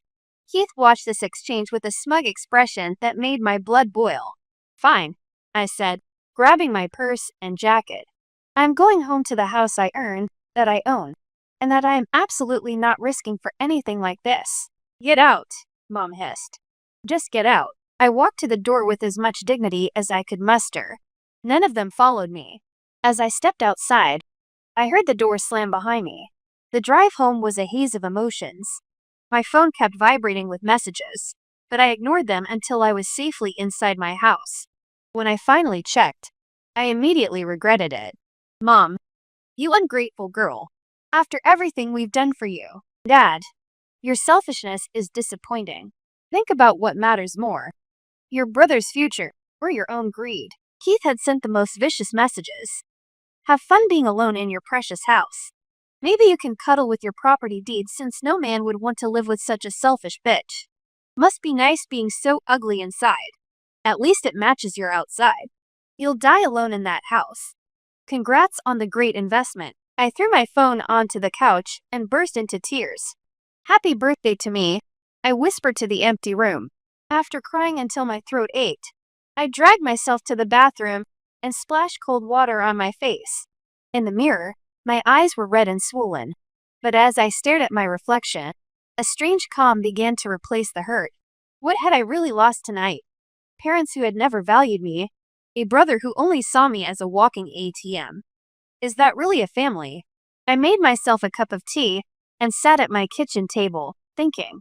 For the past year, I've been sending my parents $1,500 every month, $900 for the loan on their new car, the old one had finally died last year, and $600 for household bills. They'd never asked for this help. I'd offered it because I believe that's what family members should do for each other. I opened my banking app and navigated to the recurring transfer section. With 2 clicks, I canceled both monthly payments. It felt simultaneously terrifying and liberating. Then I opened my laptop and began typing an email to my parents. Mom and Dad, since you've made it clear that you don't consider me your daughter anymore, I will continue to financially support you. We're strangers now. My monthly transfers for your car loan and household bills have been canceled, effective immediately. If Keith's financial future is so important to you, perhaps you can redirect the $1,500 per month you'll now be responsible for toward his debts instead. Please don't contact me again. Elena. I hit send before I could reconsider. Then I turned off my phone, took a long hot shower, and went to bed. The next day was thankfully Saturday. I didn't think I could face work after the emotional devastation I experienced that night. I turned on my phone the next morning, and it instantly began buzzing with notifications. 67 missed calls, and dozens of text messages, mostly from my parents and Keith. I scrolled through them with detached interest. Mom, how dare you cancel those payments without discussing it first? Call me immediately. Dad, your mother is extremely upset. What you've done is unbelievably cruel. Keith, nice job screwing over Mom and Dad to get back at me. Real mature. Hope you're proud of yourself. The messages grew increasingly desperate and hostile. The latest one, sent just 30 minutes ago, was from Mom. We need to talk. Call me now. As if on cue, my phone rang with her number. After a moment's hesitation, I answered. How could you do this to us? She demanded without even a hello. Do what? I asked calmly. Stop supporting people who don't consider me family. Seems reasonable to me. You had no right. Actually, I had every right. It's my money. There was a pause. Then Mom's voice softened into the manipulative tone I recognized all too well. Elena, sweetheart, we were upset last night. Things were said in the heat of the moment. Why don't you come over today, so we can discuss this like adults? No, I said firmly. I'm not coming over. And I'm not changing my mind about the payments or my house. Her voice cracked. We can't manage without that money, Elena. The car payment alone. You should have thought about that before you demanded I use my home as collateral and called me names, I replied. I'm done being your financial safety net. Goodbye, Mom. I hung up and immediately blocked their numbers, then did the same for their email addresses and social media accounts. Maybe it was petty, but it felt essential for my mental well-being. The following week was surprisingly peaceful. Without the constant drain of worrying about my family, I found myself more focused at work and sleeping better at night.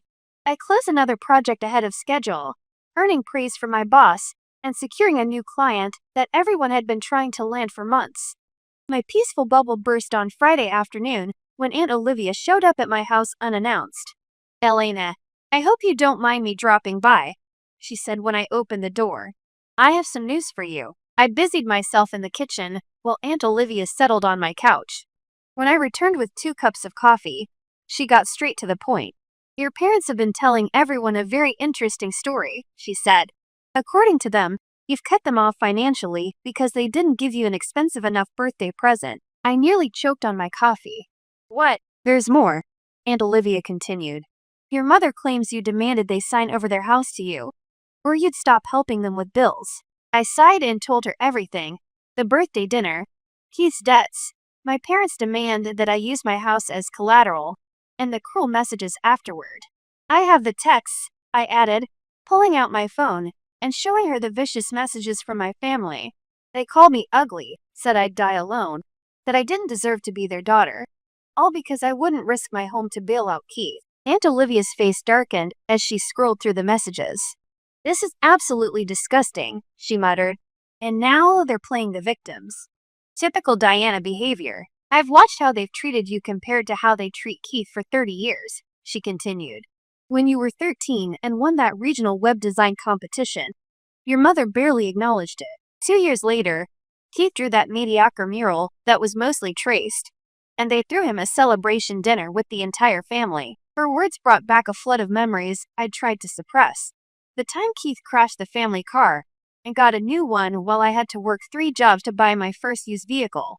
The Christmas I received discount store gloves, while Keith got the latest gaming system. After Aunt Olivia left, promising to set the record straight with other relatives, I felt both validated and emotionally drained. For the first time, someone in my family had acknowledged the unfair treatment I'd endured all my life. The following Wednesday, I was at my desk analyzing client data when my office phone rang.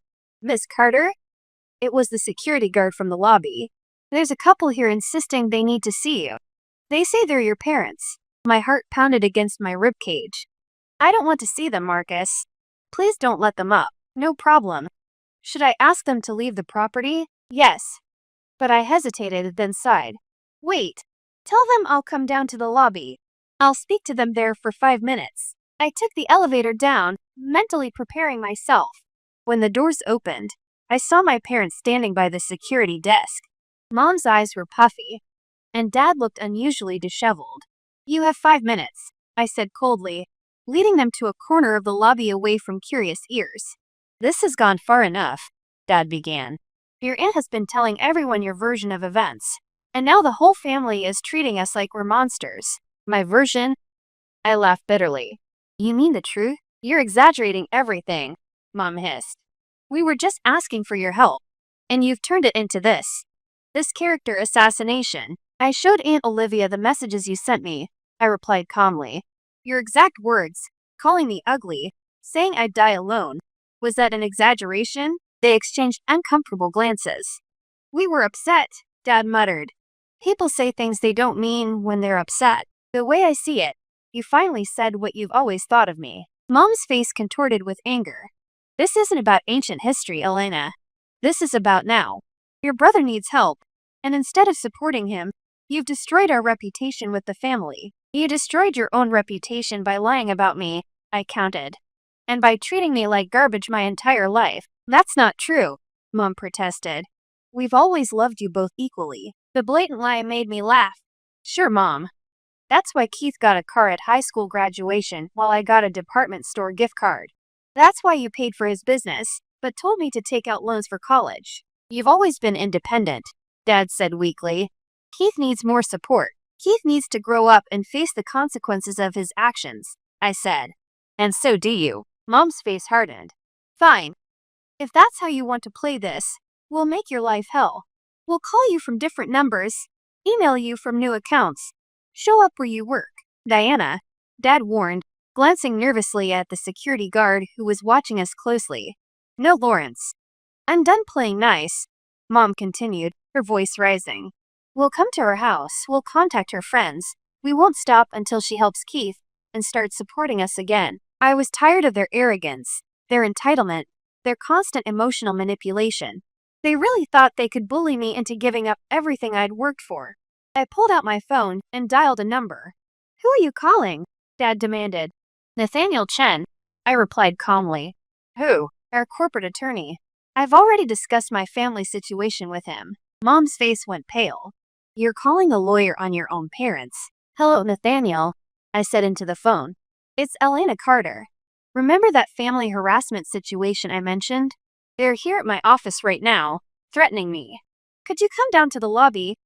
I paused for a short while, waiting for his response.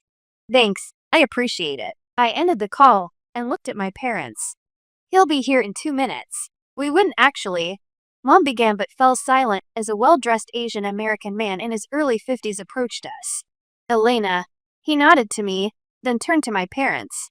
"Mr. and Mrs. Carter, I'm Nathaniel Chen, senior legal counsel for this company, and a personal mentor of your daughters. This is a family matter," Dad said stiffly. "It doesn't concern you." "Actually, it does," Nathaniel replied. "Elena has already shown me the threatening messages you've sent her. Now you've come to her workplace to continue that harassment. Let me be very clear. If you continue to contact Elena against her wishes, by phone, email, in person, or through third parties, we will pursue a restraining order, and, if necessary, criminal charges." "You wouldn't," Mom whispered, looking at me. "Try me," I replied steadily. "I'm done being your emotional and financial punching bag. All communication from this point should go through me." Nathaniel continued, handing them each his business card. "Have a good day." My parents stood frozen for a moment, then turned and walked out without another word. Through the glass doors, I watched them get into their car, not the newer model they'd purchased with my help, but an older sedan I didn't recognize. "You okay?" Nathaniel asked after they'd driven away. "Yeah," I said, surprised to find I meant it. "I think I am." After the confrontation at my office, my parents never bothered me again. The legal warning from Nathaniel had worked perfectly, and my life became wonderfully peaceful. No more drama, no more demands, no more guilt trips. One Saturday morning, Aunt Olivia called me for our weekly chat. "Thought you'd want to know," she said after we caught up on normal things. "The bank repossessed your parents' car last week. They couldn't keep up with the payments without your help." "I see," I said, feeling a twinge of something, not quite guilt, more like acknowledgement. "And Keith had to sell his BMW. And that ridiculous boat of his," she continued. "Still didn't cover all his debts, but it made a dent. He's moved back in with your parents now." "Is he still looking for work?" I asked. "Actually, yes. He's got interviews lined up at a few places downtown. Nothing fancy, just regular jobs." I smiled to myself. Good.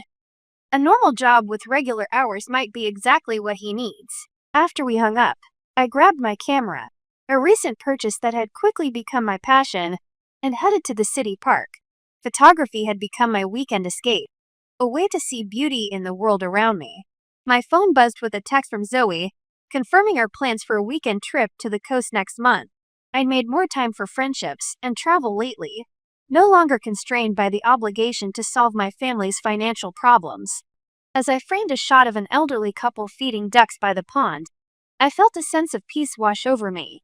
My life was mine now, shaped by my choices, my values, my desires. For the first time in 30 years, I was truly free. Come home now. Hurry. A frantic text from Thomas flashed across my phone as I was finishing my shift at the hospital. Ada. Thomas. What on earth could have happened? My heart raced as I sped home, dread tightening around my chest with each passing minute. The door was slightly open when I arrived, an eerie silence hanging in the air. My body froze at the horrific scene before me, my daughter Ada and husband Thomas lying motionless on our living room floor. I rushed to their sides, my medical training kicking in as I desperately checked for vital signs. Nothing. Near them lay a rope and what appeared to be a suicide note. My hands trembled violently as I picked up the folded paper, my vision blurring as I read its contents. This can't be real. Thomas took Ada's life.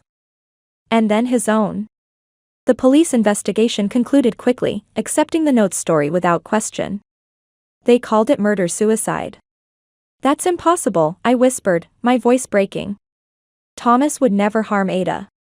As I stood there, lost in grief and disbelief, an unexpected visitor arrived. What they revealed shook me to my core.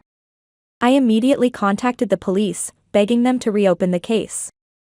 Days later, 2 officers appeared at my door with solemn expressions. "Mrs. Bennett, we were wrong," one officer said, unable to meet my eyes. It wasn't a murder-suicide. As the truth unfolded, my emotions crashed through me like violent waves against a shore. "Mom, I'm home." Ada's cheerful voice filled our house as she burst through the front door after school. 2 of her classmates trailed behind her, backpacks slung over their shoulders. "Hi, Mrs. Bennett," a boy called out confidently. "Thanks for having us," a girl added more politely. "Connor. Madeline. Welcome to our home," I smiled, recognizing Ada's new friends. Connor is the outgoing type who loves video games, while Madeline is studious and conscientious. They'd formed an inseparable trio these past few weeks. The children quickly disappeared into Ada's room, their laughter and excited voices drifting through the house. In the kitchen, I arranged some pound cake I picked up from the bakery near the train station. It was on sale, just $1.52 for the whole loaf. For a moment, I felt a twinge of inadequacy thinking about serving it. Ada's elementary school catered to the elite. Our neighborhood was filled with tech executives and successful entrepreneurs who'd chosen this area for its excellent schools. Thomas and I only managed to build our home here because his cousin sold us the land at a family discount. The first parent-teacher conference had been eye-opening. Designer outfits, luxury handbags, and conversations about European vacations and Michelin-starred restaurants made me shrink into my department store clothes. I'd never felt so out of place.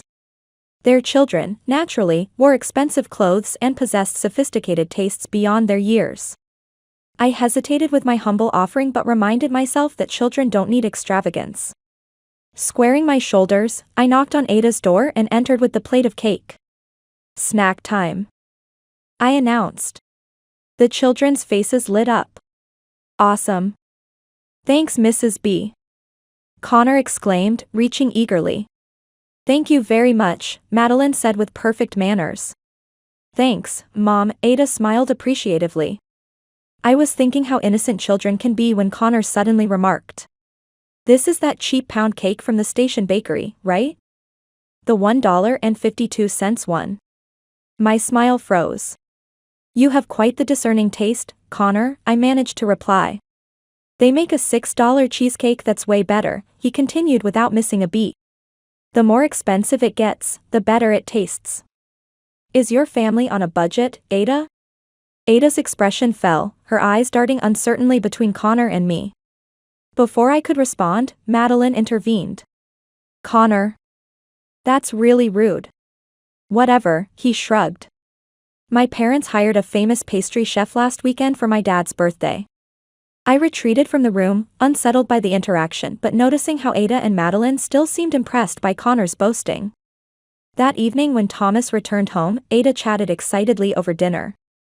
"Connor's amazing at Minecraft. I beat Madeline today but I can't beat him." "Is that so?" I responded, trying to sound casual. Connor's comments about money lingered in my mind, but Ada seemed unfazed. I remembered seeing his mother at school, draped in designer clothes, eyeing my outfit with barely concealed contempt. The Prestons are old money, the kind of family where children learn brand names before nursery rhymes. To them, store-bought pound cake might as well be cardboard. Thomas remained blissfully oblivious to these social dynamics. "I'm happy you've made such good friends," he said, his eyes crinkling with genuine warmth. "They're the best." Ada beamed. "School is so much more fun since we became friends." We sat together, basking in this simple family moment. How could I have known our peaceful life was on the edge of a knife? Something wasn't right. Ada had grown increasingly withdrawn over the past weeks. Her appetite had disappeared, and she'd spend hours alone in her room. No more bursting into the kitchen after school announcing her hunger or sharing stories about her day. Instead, she'd slip quietly upstairs, her room's door clicking shut immediately after. My maternal instinct sensed trouble. After my hospital shift, I stopped by Ada's favorite bakery and picked up chocolate muffins, her weakness. "Ada, honey. I brought us a treat." I called, opening her door without thinking. "Mom. Don't come in." Ada cried out, something falling from her hands. "I'm sorry. I should have knocked," I apologized, bending to retrieve the dropped item. My heart stopped. A pregnancy test with an unmistakable positive result lay in my trembling hand. "What is this?" My voice barely audible.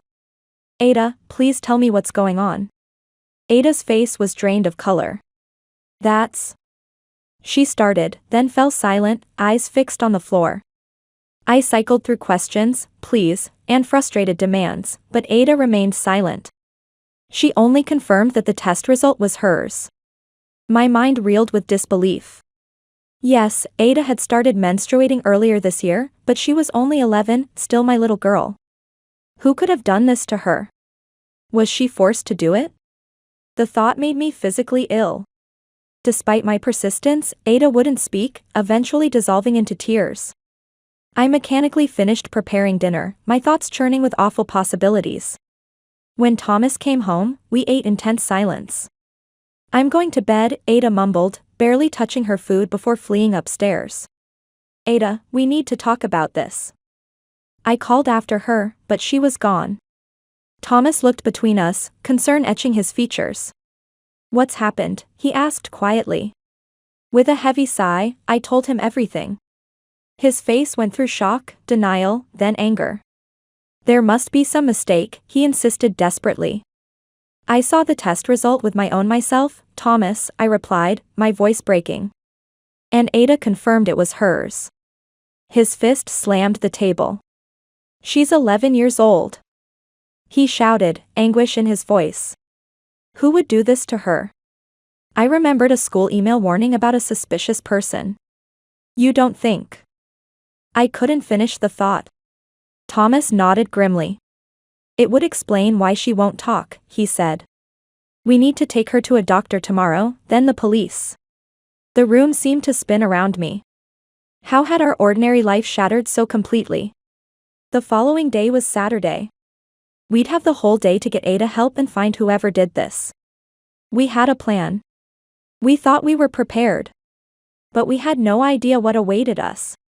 Saturday morning arrived with heavy anticipation. I was preparing to talk with Ada after breakfast when my phone buzzed insistently. Hello? Dr. Sharma? Yes, I understand.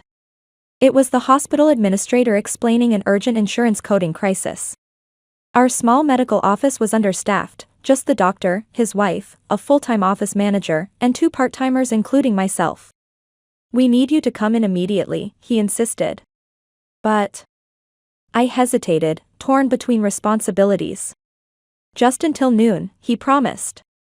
The system needs to be fixed before Monday's appointments. I reluctantly agreed, explaining the situation to Thomas. I'll talk with Ada, he assured me. We'll wait for you to get back before going anywhere. The promised noon deadline stretched to 1 o'clock, then 2 o'clock, then 3 o'clock. I sent text messages to Thomas, but they somehow went unanswered. Anxiety gnawed at me as I finally broke free and rushed home. Thomas? Ada? I'm back. I called, stepping inside. Silence. The house felt wrong, too still, too quiet. I hurried to the living room and froze. Thomas and Ada lay motionless on the floor. Ada. Thomas. I screamed, dropping to my knees beside them. My fingers desperately searched for pulses that weren't there. A rope and a typed note lay nearby. My hands shook violently as I read, I can't live with what I've done to Ada. I'm taking us both away from this shame. I'm sorry. The room spun around me. Thomas? My Thomas did this to Ada? It couldn't be real. I somehow managed to call 911, my voice distant and unfamiliar to my own ears. The paramedics confirmed what I already knew, they were gone. The police arrived, clinical and detached as they processed the scene. They took me to the station where I answered endless questions through a fog of shock. Yes, Ada was adopted. Yes, she was pregnant. Yes, we were planning to go to the police today. Hours later, a detective with thinning hair and a condescending smile leaned forward. Your husband panicked, he stated flatly. Hospital tests would have revealed him as the father. Something snapped inside me. My husband would never hurt Ada. I shouted. There's been a terrible mistake. The detective shook his head with practiced sympathy. These cases are more common than you'd think, he said. And given that she wasn't his biological daughter, perhaps that was even the reason for the adoption. I felt physically struck by his words. How dare you?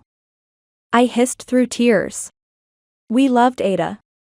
We would never. I understand this is difficult to accept, he interrupted with that same pitying expression. But men can have sides they never show their wives. I wanted to defend Thomas, to scream his innocence, but my voice failed me. Grief and rage had drained me completely. The police deemed it a murder-suicide based solely on that damning note. My protests fell on deaf ears. No further investigation, no questioning, nothing. The case was closed. The funeral services passed in a blur of unreality. My parents handled arrangements while I moved through days in a fog of disbelief. Ada's classmates came, Madeline crying openly while Connor stood awkwardly beside his parents. Thomas's co-workers attended, their faces masks of sympathy and unspoken judgment. Through the hushed conversations, I caught fragments that cut like glass. It's always the quiet ones who have those tendencies. Taking advantage of an adopted child. Can you imagine what that poor woman is going through? I wanted to scream the truth. Thomas would never hurt Ada. Someone else did this. Something was terribly wrong. But I remained silent, too broken to fight. The days after merged together in a haze of sleepless nights and uneaten meals. My ordinary life had shattered, leaving me hollow. I stopped answering calls, checking emails, or opening the door. Time simply passed, meaningless and empty. The doorbell chimed through my empty house nearly 2 weeks after the funeral. I considered ignoring it like all the others, but something compelled me to answer.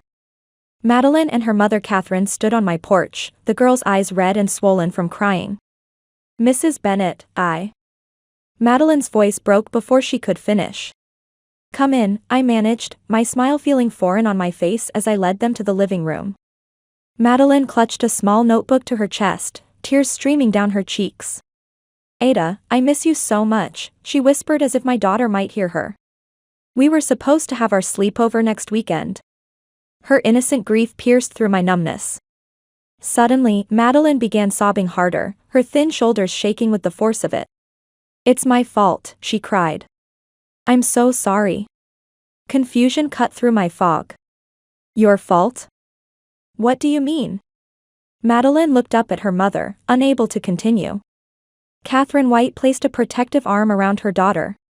"Madeline told me something important," she said quietly. "Something about Ada and Connor." What followed was a revelation that shook me to my core. I sat in stunned silence as the pieces fell into horrifying place. "I should have told Ada to stay away from him," Madeline whispered. "If I had warned her." "Thank you for your courage," I said, my mind racing with implications. "We need to take this to the police immediately," Catherine insisted. I laughed bitterly. "They won't listen. They've already closed the case." Catherine's expression hardened. "I'm the city's legal counsel," she said firmly. "And my brother is a detective lieutenant downtown. We'll get this case reopened." "Please," Madeline begged, grabbing my hand. "Ada and Mr. Bennet deserve the truth." For the first time since finding their bodies, I felt something break through my despair. "Okay," I said, my voice stronger than it had been in weeks. Catherine accompanied me to the police station 3 days later. The same detective who had dismissed me before barely glanced up from his desk. "Mrs. Bennet, I've already explained that we consider this case closed." I placed the folder Catherine had prepared on his desk. "My daughter got pregnant because of her classmate Connor Preston," I stated firmly. "Not because of my husband." The detective sighed with exaggerated patience. "Mrs. Bennet, grief can make us deny difficult truths. The suicide note was quite clear." "That note was forged," I insisted. "Please reopen the investigation." "We have real crimes to solve," he replied dismissively. "I don't have time for this." Catherine stepped forward, her professional demeanor unmistakable. "Detective Parker, I've already discussed this case with Lieutenant White. I believe you know him, he's my brother." The detective's face was drained of color. "Lieutenant White? I wasn't aware you were, please excuse me for a moment." He hurried from the room, returning minutes later with his superior. "Mrs. Bennet," the senior officer said with newfound respect. "We'll be reopening your case immediately. A full forensic team will reinvestigate the scene." The power of connections was undeniable. I felt a surge of vindication mixed with disgust at the corruption within the very system of justice. A week later, 2 officers arrived at my home wearing solemn expressions. "Mrs. Bennet," the female detective began. "We owe you an apology. This wasn't a murder-suicide. Your husband and daughter were murdered by someone else." My legs felt weak as relief and horror collided within me. "I knew it," I whispered. The detective continued, her voice gentle but professional. "We've conducted a thorough reinvestigation. We've analyzed security footage from neighbors' doorbell cameras. And found trace evidence that was overlooked. The Preston's vehicle was captured on 3 separate cameras near your home that day. Victoria and Richard Preston, Connor's parents, murdered your family. Connor had gotten Ada pregnant." This was the devastating revelation Madeline shared that day. It had begun months earlier when Connor, exposed to explicit content online, became fixated on sexual experimentation. He asked me to play grown-up games first, Madeline explained between sobs. I didn't really understand, but something felt wrong. She had refused, keeping the uncomfortable interaction secret. Rejected by Madeline, Connor had turned his attention to Ada. Ada always wants to make everyone happy, Madeline whispered. She wouldn't know how to say no to him. I should have warned her. I should have told someone. Madeline's guilt had reached a breaking point at the funeral when she overheard whispers blaming Thomas. That night, she finally confessed everything to her mother. Connor's parents must have found out, Catherine had theorized to me that day. For a family like the Prestons, with their connections, this would be devastating. Her theory proved horrifyingly accurate. The police investigation revealed the calculated nature of the crime. Ada, confused by her changing body, had confided in Connor. Connor told his parents, Victoria and Richard Preston. The prestigious Preston family, with their old money and social standing, couldn't weather such a scandal. Their 11-year-old son impregnating a classmate would destroy their carefully cultivated image. They initially planned to lure Ada away alone that Saturday. But Thomas had discovered Ada's secret that morning after I left. Ada had broken down and told him everything. Together, they went to confront the Prestons. This unexpected development forced Victoria and Richard to improvise. They murdered Thomas and Ada, then staged the scene in our living room. The forged suicide note was typed to avoid handwriting analysis. They wore gloves, leaving no fingerprints. The initial police investigation was deliberately superficial. In our affluent suburb, police officers routinely protected the wealthy. Without status or connections, my grief was easily dismissed. Had it not been for Catherine's influence, the truth would have remained buried. The reopened investigation discovered doorbell camera footage showing the Prestons' Audi at our house. A neighbor reported seeing them enter our home that afternoon. Forensic teams found Ada's clothing fibers in the Prestons' home and Thomas's shoe prints on their doorstep. When confronted with this evidence, Victoria and Richard had no choice but to confess their crime. They had murdered my family to protect their social standing. Thomas's name was finally cleared, offering a small mercy amid overwhelming tragedy. A decade has passed since I lost my family. I've built a new life in Seattle, far from the manicured lawns and calculated social hierarchies of our old neighborhood. I couldn't bear to remain where every street corner held memories of Thomas and Ada. More than that, I grew to despise the hollow values that had cost them their lives, the obsession with status and appearances that turned two parents into killers. I found purpose in founding Voices for Justice, an advocacy group for families of violent crime victims. We provide support groups, legal resources, and a platform for those silenced by tragedy. My nursing background serves me well as I help others navigate the landscape of trauma and grief. My closest ally in this work is Madeline. She's now finishing her master's in trauma counseling at the university here. When she was accepted into the program, she reached out to me, and our shared history created a powerful bond. For years, Madeline carried the weight of guilt for not warning Ada about Connor. "You were just a child yourself," I've reminded her countless times. The Prestons bear all responsibility for what happened. Slowly, she's learned to forgive herself, channeling her pain into helping others. Our organization has gained national recognition recently. I've testified before Congress on victims' rights legislation, appeared on news programs, and written articles for major publications. The work keeps me focused, gives meaning to days that might otherwise collapse under the weight of what I've lost. Sometimes I catch myself imagining the life we might have had, Thomas growing silver at the temples, Ada blossoming into a young woman with her father's gentle spirit and quiet strength. These moments still bring tears, but they no longer paralyze me. Instead, they fuel my determination to create something meaningful from such senseless loss.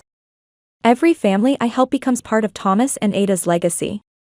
Every person who finds their voice through our work carries a piece of their memory forward. I've learned that moving forward doesn't mean leaving them behind. They're with me in every act of compassion, every battle for justice, every moment of connection with those who understand such profound loss. This is how I honor them, not just by remembering, but by living with purpose. I hope they would always be proud of me.